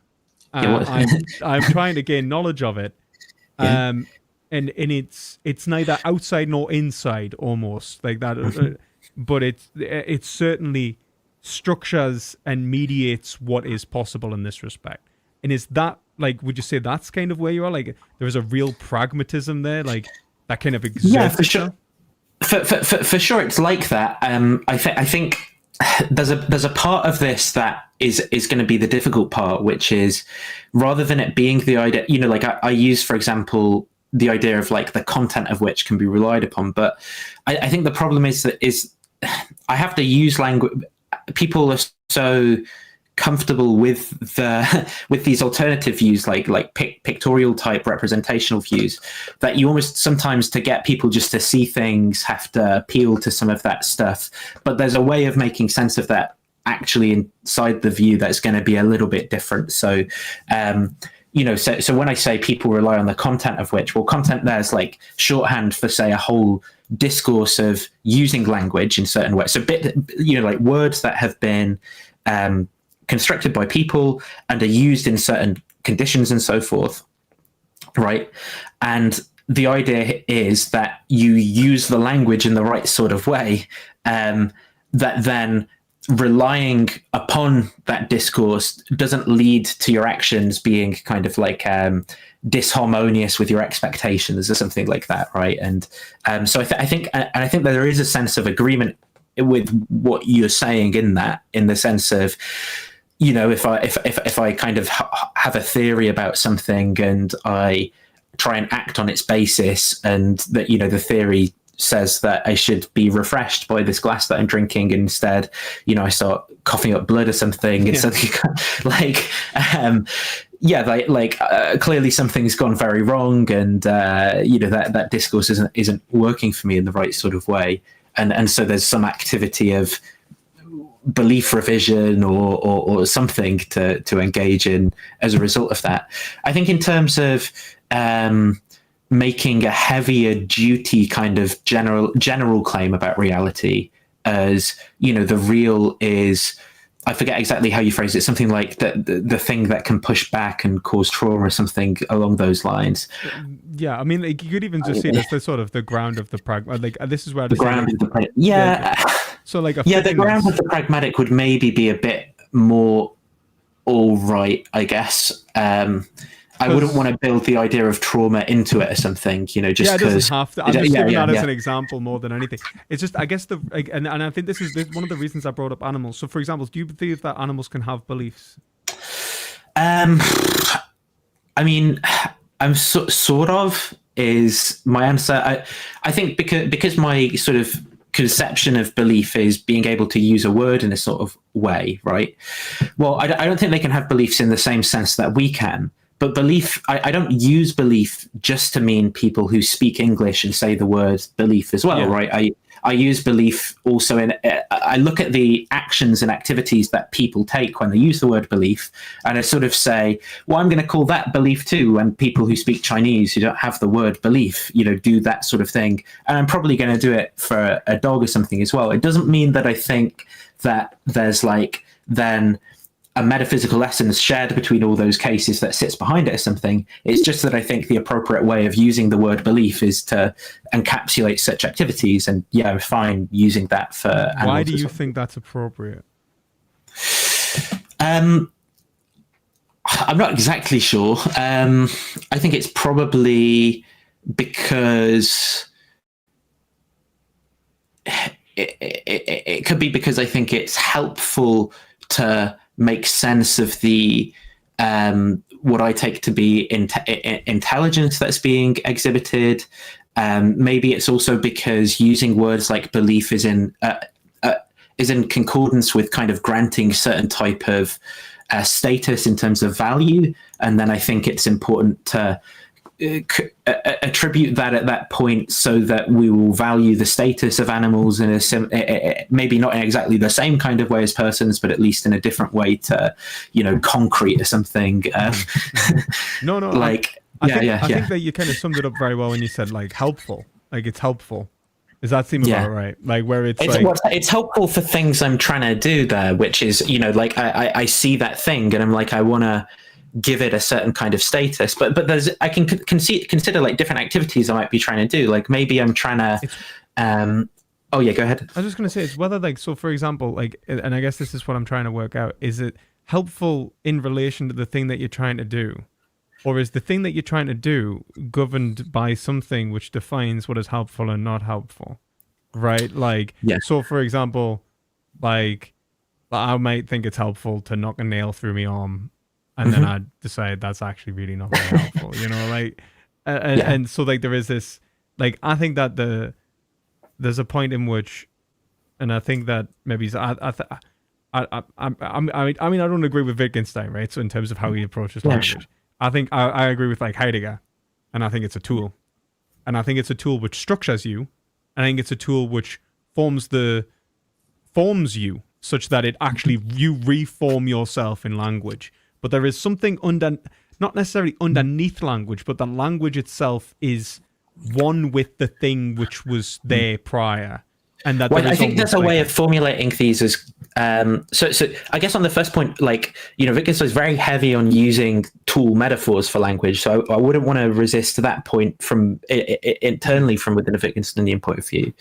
But I think there are ways of maybe formulating what you're expressing as questions for the Wittgensteinian theory that wouldn't, that like actually there'd probably be a lot of points of agreement, right? So is there anything beyond language? Yes, right? Or, is there something to being human that isn't just when you say yes, I do not think my Wittgensteinian friend, I'm gonna ask him, like, I just got told that Wittgenstein, like, would you say that Wittgenstein, like because like if you think so, and that's cool, because like, early Wittgenstein would answer no, but late Wittgenstein would, and the early Wittgenstein, the limits of my thought, the limits of my language, right, and so forth. So everything is kind of like it's a kind of, you could say, I wouldn't want to call it linguistic solipsism, because you want to draw the contrast between the early and late theories in terms of like the emphasis on language versus on propositions, but I'd maybe call it a sort of like propositional thought solipsism or something like that, right?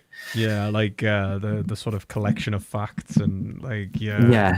I really don't like the Tractatus in many ways. I think it's obviously it's a good piece of work. I don't like it. I really hate it. Like, I think J. Moore said, like, it's a great PhD, except everything's wrong. Like, so like there's some interesting stuff in there, but I tend not to agree with the view overall in there. Yeah, and I think like he developed a lot, like when he hit but like that I guess the point is so I wouldn't have characterized Wittgenstein in the philosophical investigations as believing something external to language, because doesn't he use the metaphor of like trying to zoom out, where like when you try and zoom out and you try and talk about something like this, that you just end up essentially that you're just adding another layer. Like you're not actually like seeing it. When you try and talk about it in language, that's the problem is, so this would be the observation or something, would be something like, the only time the only time we're talking about it is in words, is in language, right? We never talk about it outside of language. There's a sense in which analyzing that is just kind of trivially tautological, but I guess the sense in which it's profound is that you realize that, I think there's a mistake people make where they appeal to words like reality or world or something as if they've somehow stepped outside of language, but they're still just using, they're using a word, and by that word they just mean a bunch of more stuff that they're saying. But then if you ask, is there stuff other than language or something, like there's ways of asking questions which will, get an affirmative yes. It's just, is there a way of talking about them outside of language? Well, it's almost tautologically true that you can't talk about something outside of a language. Yeah. I guess like in order for it to be like, because he's quite anti-metaphysician, right? Like Wittgenstein, and he wants to say that this is like, it's all problems of language. But he admires the metaphysicians. Like, he's not like that much of an arse. Like, he does actually think that they're some of the best thinkers. He just thinks that they're all wrong. Like, the typical Wittgensteinian, I think he was very, my view is that he was actually very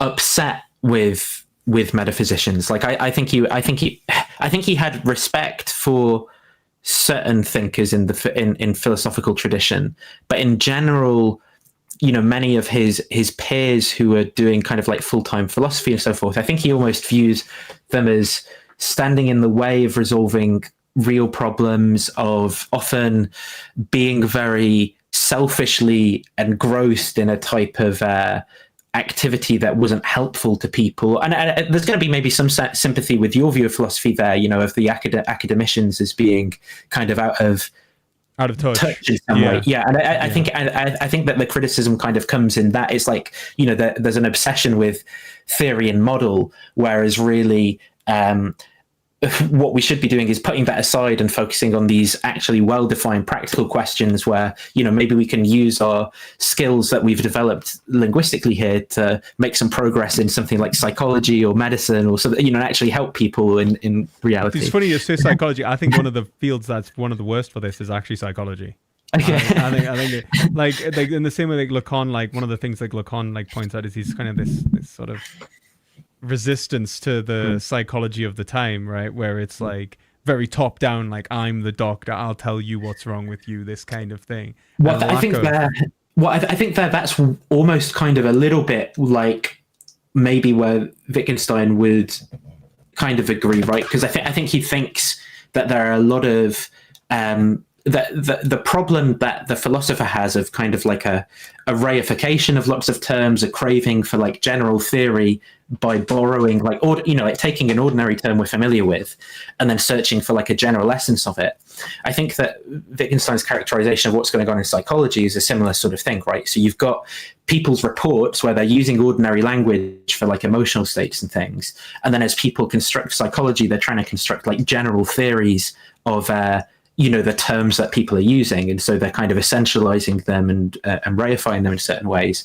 And maybe we'd say, well, what the philosopher can do here is more carefully look at the way that these words are actually used to maybe avoid creating like rigid and unhelpful like definitions of things that might get in the way of really helping people with the problems that they have. I mean, I would agree with that, but I think that there's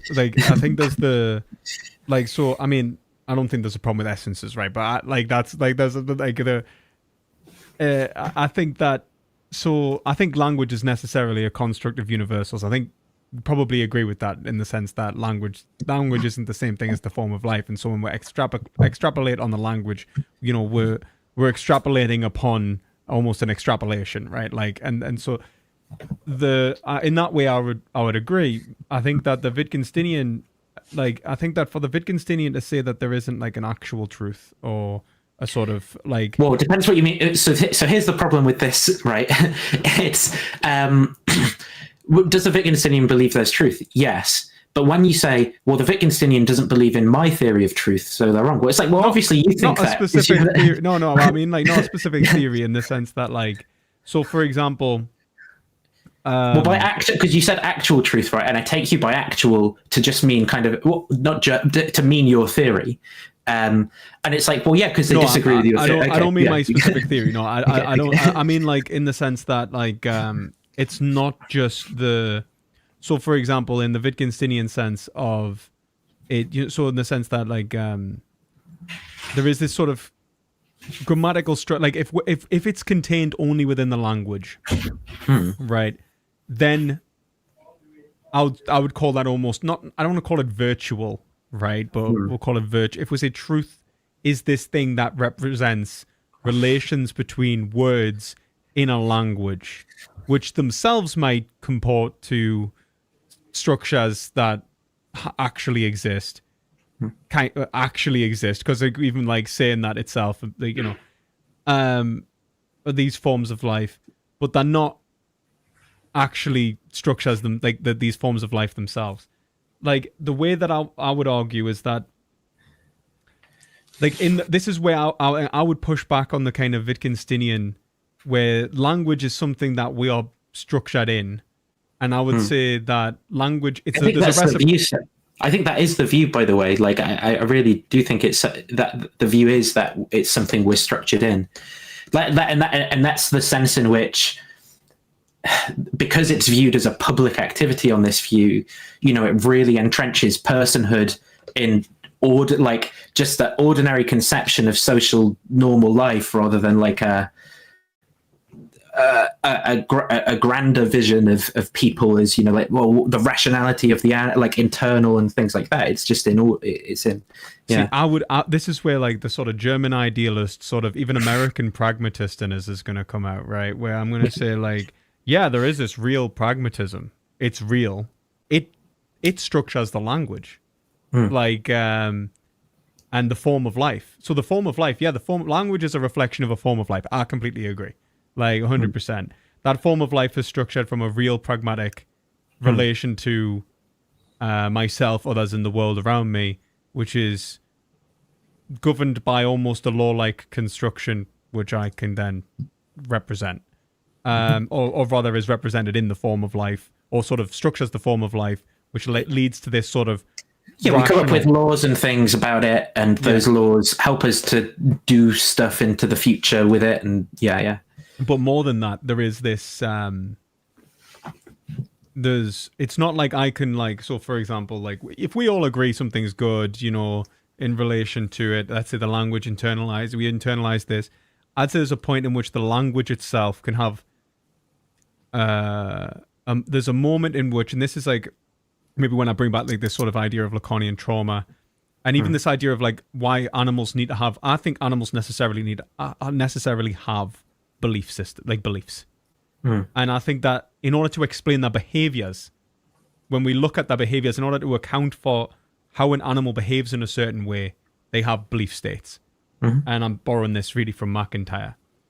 And that's not the, and this is why I would say, like, and this is what I'm borrowing this from McIntyre as well. I'd say an animal's often should be understood as, rather than non-linguistic, as pre-linguistic, which means that they kind of have the behavioral prerequisites necessary for the construction of a form of life and language that, let's say, like Wittgenstein's going to like sort of reflect on, and that the complexity of this is where Hegel's going to use something like the idea of mutual recognition, like psychological recognition, but just the complexity of the communicable structure is the language, such that the more developed, the more language-like it is going to happen. It's not going to be like this hard cut-off in which this is a language, this isn't a language.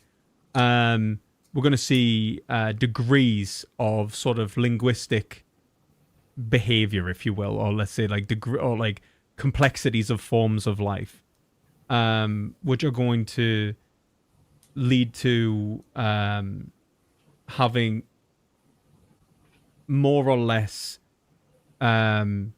complex belief states and as such, but not until the point of like, and I think this is where like a language as we would normally like a sort of like where we would not until the point in which we get to maybe a written medium or something, or more complex sort of verbal medium, that we hit a point in which we can start talking about language in a very sort of objective, intersubjective way, which is held constant by a kind of shared zeitgeist, right? And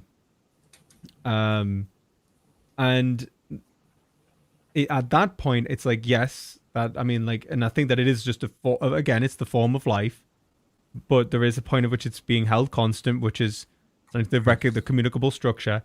I think language, animals have that too. And I think that one of the things that gives an explanation as to not only why animals develop it, but why it's even useful to us, is that there is something that it's useful in order to achieve, and that thing I would argue that experience, if you will, is the same thing as truth.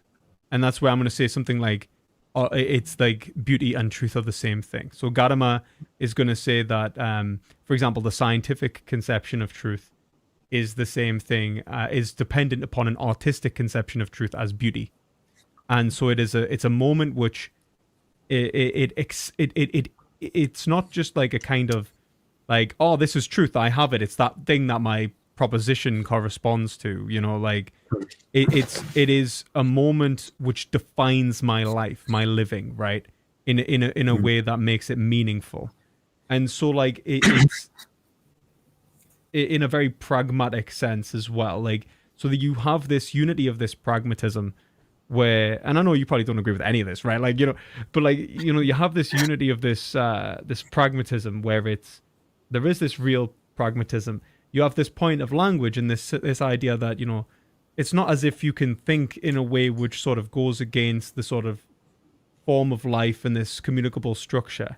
What you also have is an explanation of a reality outside of that structure, which is making that structure what it is, and giving the boundary conditions of what make that structure possible or not. In the same way as when we're talking about ideologies before, some ideologies will become untenable, some ideologies won't. And then once that there is the point, and this is what I think philosophers can do, is there's in two senses. In the first is in the public sense of just encouraging the virtues, which I would say this is philosophy. Like that shared structure that we have, that communicable structure, that is the philosophy.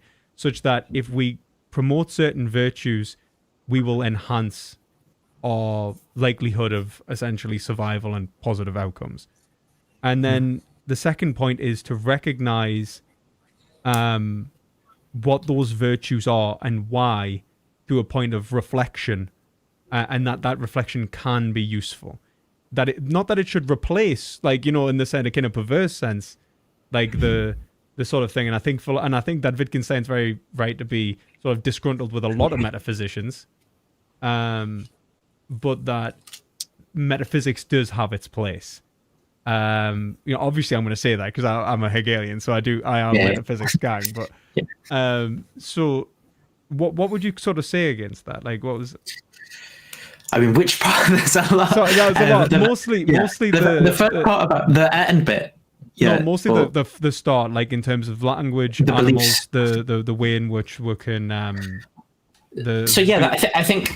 I think the way of understanding, this part is that a word like belief isn't to be viewed as, a noun that stands for a special, like a particular essential thing, right? A thing with clear-cut boundaries. It's a word that we use in certain conditions, and like word and use can be sort of polysemous, so that like we use words that, so think of the word light, for example, right?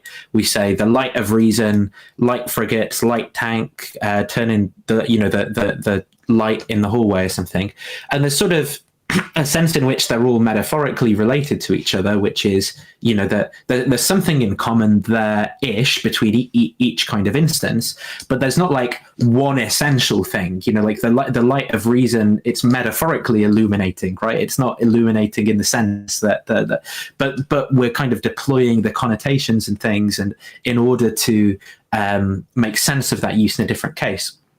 Now, the use of belief, it doesn't have to be as different exactly as between, light of reason and the light. But I want to say that rather than, and this is even going to stand between, individual people, rather than when I attribute beliefs to people, me thinking they all have, there's some truth maker to that's the same in every case, like either a metaphysical proposition they're related to in some kind of way where, they have justification and it's true and they believe it. So they like, instead, I'm gonna just kind of say, there's uses for the word, right? Like when someone reports to me that they believe that if they say I believe something, well then I'm going to go, yes, they have beliefs. Or if they say certain kind of statements, I'll say they have beliefs. If they exhibit behavior that seems to me like it's intelligent in a certain kind of way, or it's goal directed, or it's of a certain complexity, I'm going to sort of say beliefs. Then I think but I don't think what there's going to be is like a general theory of belief that is like a conceptual analysis of the necessary and sufficient conditions for something to be belief. Instead, there's going to be this kind of cluster of related overlapping concepts to some degree, and some fuzzy boundary around that where you stop saying, like, maybe if there were a bunch of leaves blowing in the, this is a typical sort of thing the philosopher will do, say, well, you've given me your theory of belief, so if some leaves were blowing in the wind in a way that seemed to be intelligent to you, would you then say it had beliefs or something? Well, I'll be like, well, no, because there's I sort of only seem to say it of things that I already agree are living organisms in some way, or but that doesn't mean that that's a necessary condition. Maybe I also extend my use of belief to like a collective that doesn't have any particular, like I'd say, the beliefs of Germans or something. And that's the way this view of language is very like it's not that anything goes, but language becomes less about rigid concepts and a little bit more fuzzy, right? So it's entirely appropriate to say, like, think some animals have beliefs over form in many ways, right? Like, if you want to make it more theoretical, like kind of a type of functionalism is going to maybe get there, but it's just being resistant still to the kind of like, well, it's either this function, that function, or that, and those are the boundaries of what it means, right? Because language is be more a point loose. in which there's going to be like, you're going to have to say it's this function, not that function, right? So in any particular case, you can give a complete description of all of the actual cases that I will say are beliefs and that I will say aren't beliefs, right? That's gonna. Maybe it could be infinite in principle because you could vary some random thing so much, but I think it's probably going to be like a finite set of uses. But then, because language is, but part of the realization of adopting this theory, right, is to look at language less mechanistically as like a theory driven by rigid concepts or something, but more organically as this public activity, and go, well, by the way language is, it actually adapts to the situation over time, and we come up with new uses depending on context. So that's why like Wittgenstein uses metaphors like of a city with like a medieval district with older streets, and then there's parts of it that are kind of like more built up, and maybe a financial district. And it's actually, to understand language, it's like a historical artifact, right, with all of these different parts to it, and it's living. It's not just it's not a mechanical rigid theory or something. I mean, I can certainly sympathize with that. Like, and I think it's really interesting. I guess the overlap, right? There's a lot of overlap. There is, like, I think there's a lot. I think that the point I can't get it myself around, in the sense, is that there's this point in which, like, there's this kind of function and use determines the meanings of words, such that the various meanings are defined by its use. And the signifier itself is essentially just not a representation, but a relation between a use and a sort of way in which we represent that use to others. Yeah. So like it, like, and that's why his whole thing of tools in a toolbox, you can confuse them, but they're actually specific kinds of action and function and uses, right? Like, and I get that, but it comes to a point where it's that you're going to have to say that there is a separation between function A and function B, such that there is use A and use B in terms of achieving specific states of being, which that are going to imply almost a formal account, where it's like, this is now an actual entity with a specific identity that we are that is defined, right? I agree. Like, you can give a characterization of the way a word is used appropriately in a particular context or something. The reason that then justifying that particular way as like the natural or correct way objectively, from a God's eye point of view, something isn't going to work, is just because of the historical change of language over time, right? There's all sorts of words that now mean completely the opposite thing that they did, 500 years ago, or they didn't exist, or and the use drifts and changes over time. So we won't be able to kind of reach up into the eternal on this, but at any particular time, you can kind of give a characterization of words and draw some approximate boundaries around things. Like, you don't have to reach into the eternal in one respect, but at least into the natural, right? There has to be some sort of like relation to like towards a real pragmatic end, right? That is kind of like actually defining why we believe this is useful, right? Such that like my life is structured. But this is very unmysterious, though. I think that this is so. For example, suppose there's some. Try and think of a good example of a word that words that are contentious at the minute. There's a lot of debate around the correct definition of woman, right? Or there's a lot of debate about maybe like how to use a word like troll or something. And there are different like. When you imagine particular cases, so say there's somewhat, you're talking to a 50-year-old and they're like, troll, what do you mean, or something? Well, you can say, well, you just paint a specific picture, right? You say, well, imagine, someone's in a comment feed and they're just kind of saying a bunch of stuff that they don't really mean to get engagement. Well, then they're trolling, and then you give them some cases, and then maybe they repeat something back to you, and just as far as just as far as they use that word now in what you deem to be the appropriate sort of way, you take it that they've understood it. But what you never really do is consult that they got like a proposition. You don't like see into their mind. You don't, and because that's the way that language works, it means that even in complicated cases, there might be linguistic disagreement. Like, and that's where you come onto like a case like woman, for example, where clearly. Okay, go ahead. I still think that it no, it's right. I still think that implies a kind of like meeting of the minds in terms of sharing. Well, I'm gonna cyber geek, right? I'm gonna 100% and say it's mental acts, right? Like, so I'm gonna say that it's practice, because I might have nothing in mind, right? How you might appeal publicly linguistically to mental act, right? You say the word mental act, and that's the public part, but you never don't like. How are you in contact with my experience? Do you know what I mean? Like. It's not.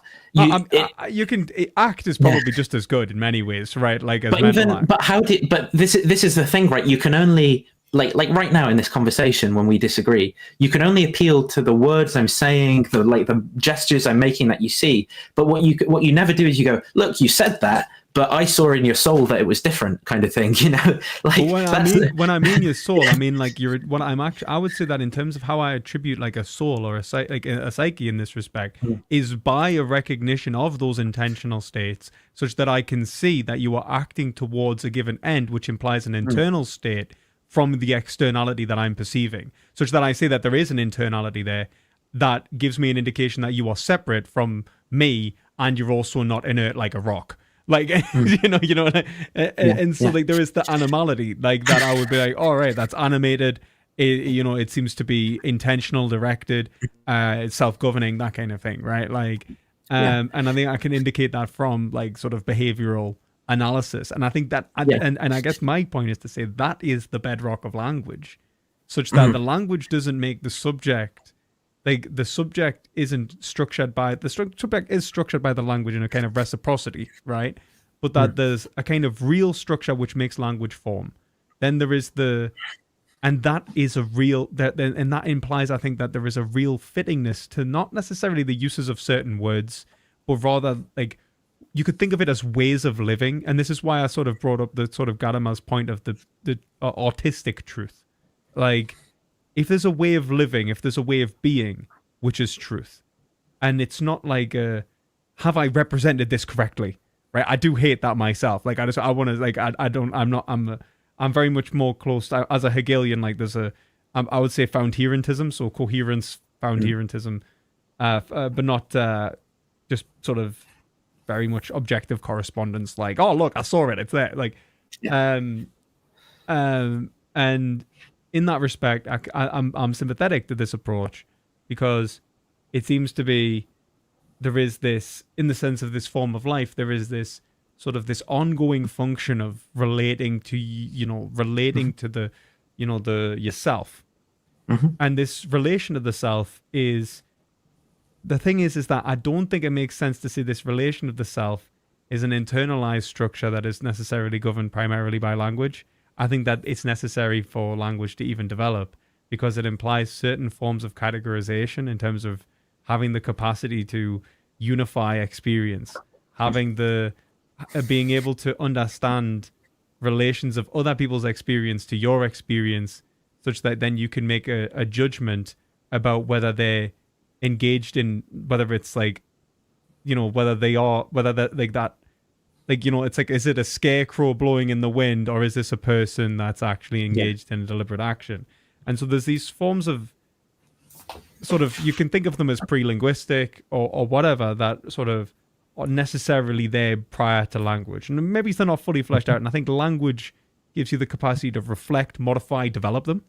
But I think that there's a point in which, and I think most importantly, that also what's there, not just before language, but during language, is a reality which gives insight beyond language to whether the language is actually obtaining its end goal, if you will, for me, which is a pragmatic value towards the subject's experience. So for part of that, so like, is there experience prior to language? I think the answer is going to be yes on both views. Is the role of language to communicate experiences to other people? Well, there's a sense in which that's true, right? Because you've accepted that you accept that people have experiences in some form or another.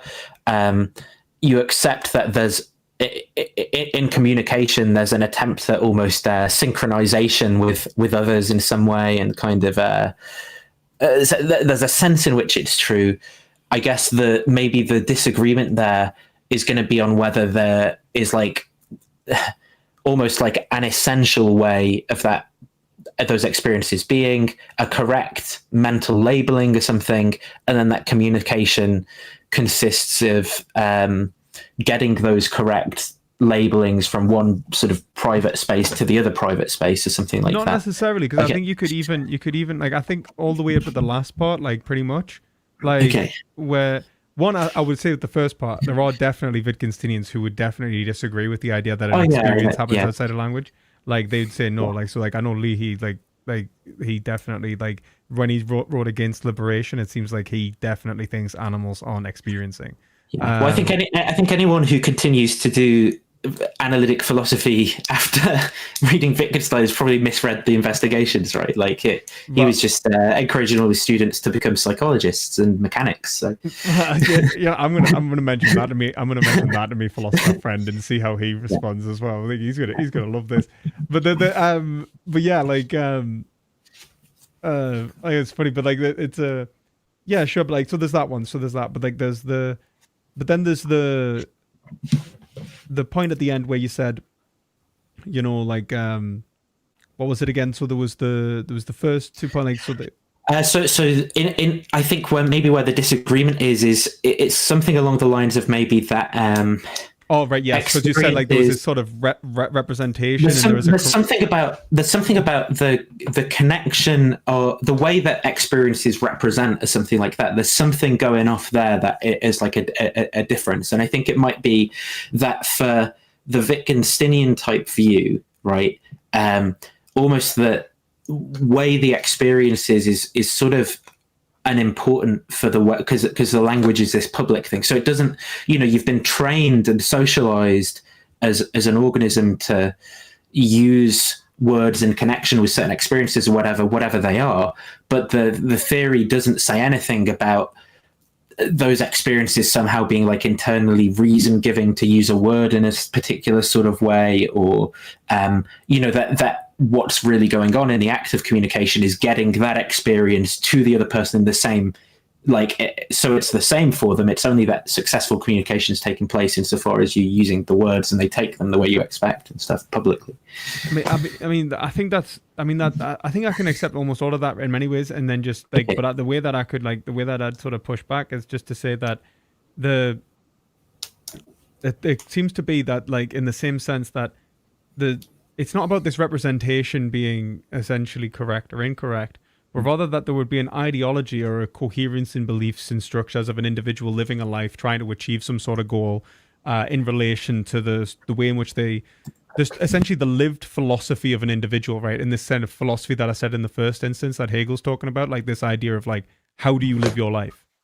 Like this sort of structure of your thinking that you can correct through a kind of reflection, and that this sort of reflection is a way of not just like sort of properly, putting things in their place. There is a categorization, like in the sense of like reflecting upon the coherence of like various judgments and decisions you make in your life would be part of it, right? But you end up with this point of an ideology, a truthful ideology. The correct ideology would be the one which creates the most like pragmatically valuable, in one respect, experience for the most individuals, not unless or for the individuals who engage in it, such that one ideology might lead to suffering, maybe extremes of death and things like that, while the other ideology might lead to an experience of what we would say, like, in terms of beauty, of satisfaction, of contentment, of well-being.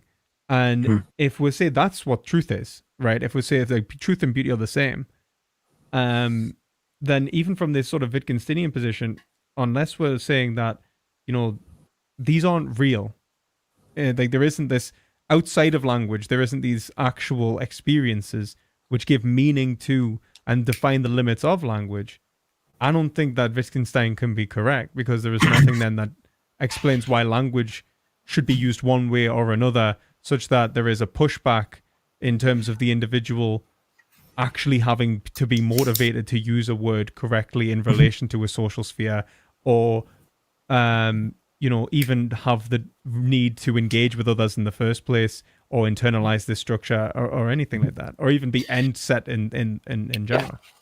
So this is good, and I think that I think that this is sort of the right place to disagree.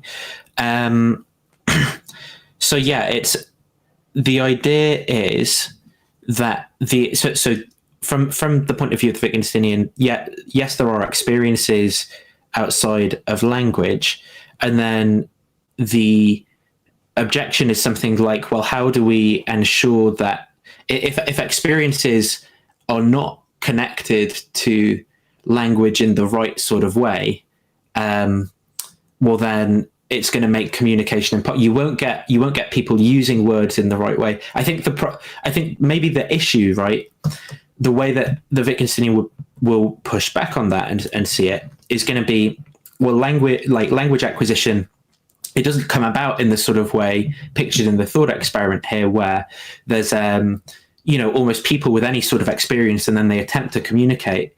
Instead, it comes about by people being impressed upon by a social community to use words, like trained into using those words in that way, right?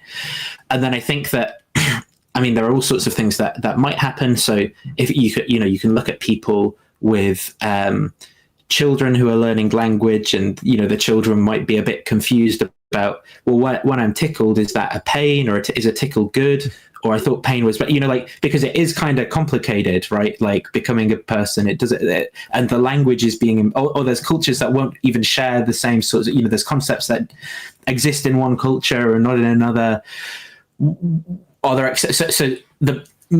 the point is that I think the theory can consistently maintain that there isn't this correct sort of connection, but because the correctness is just going to be what's enforced by the community, right, in the linguistic practice.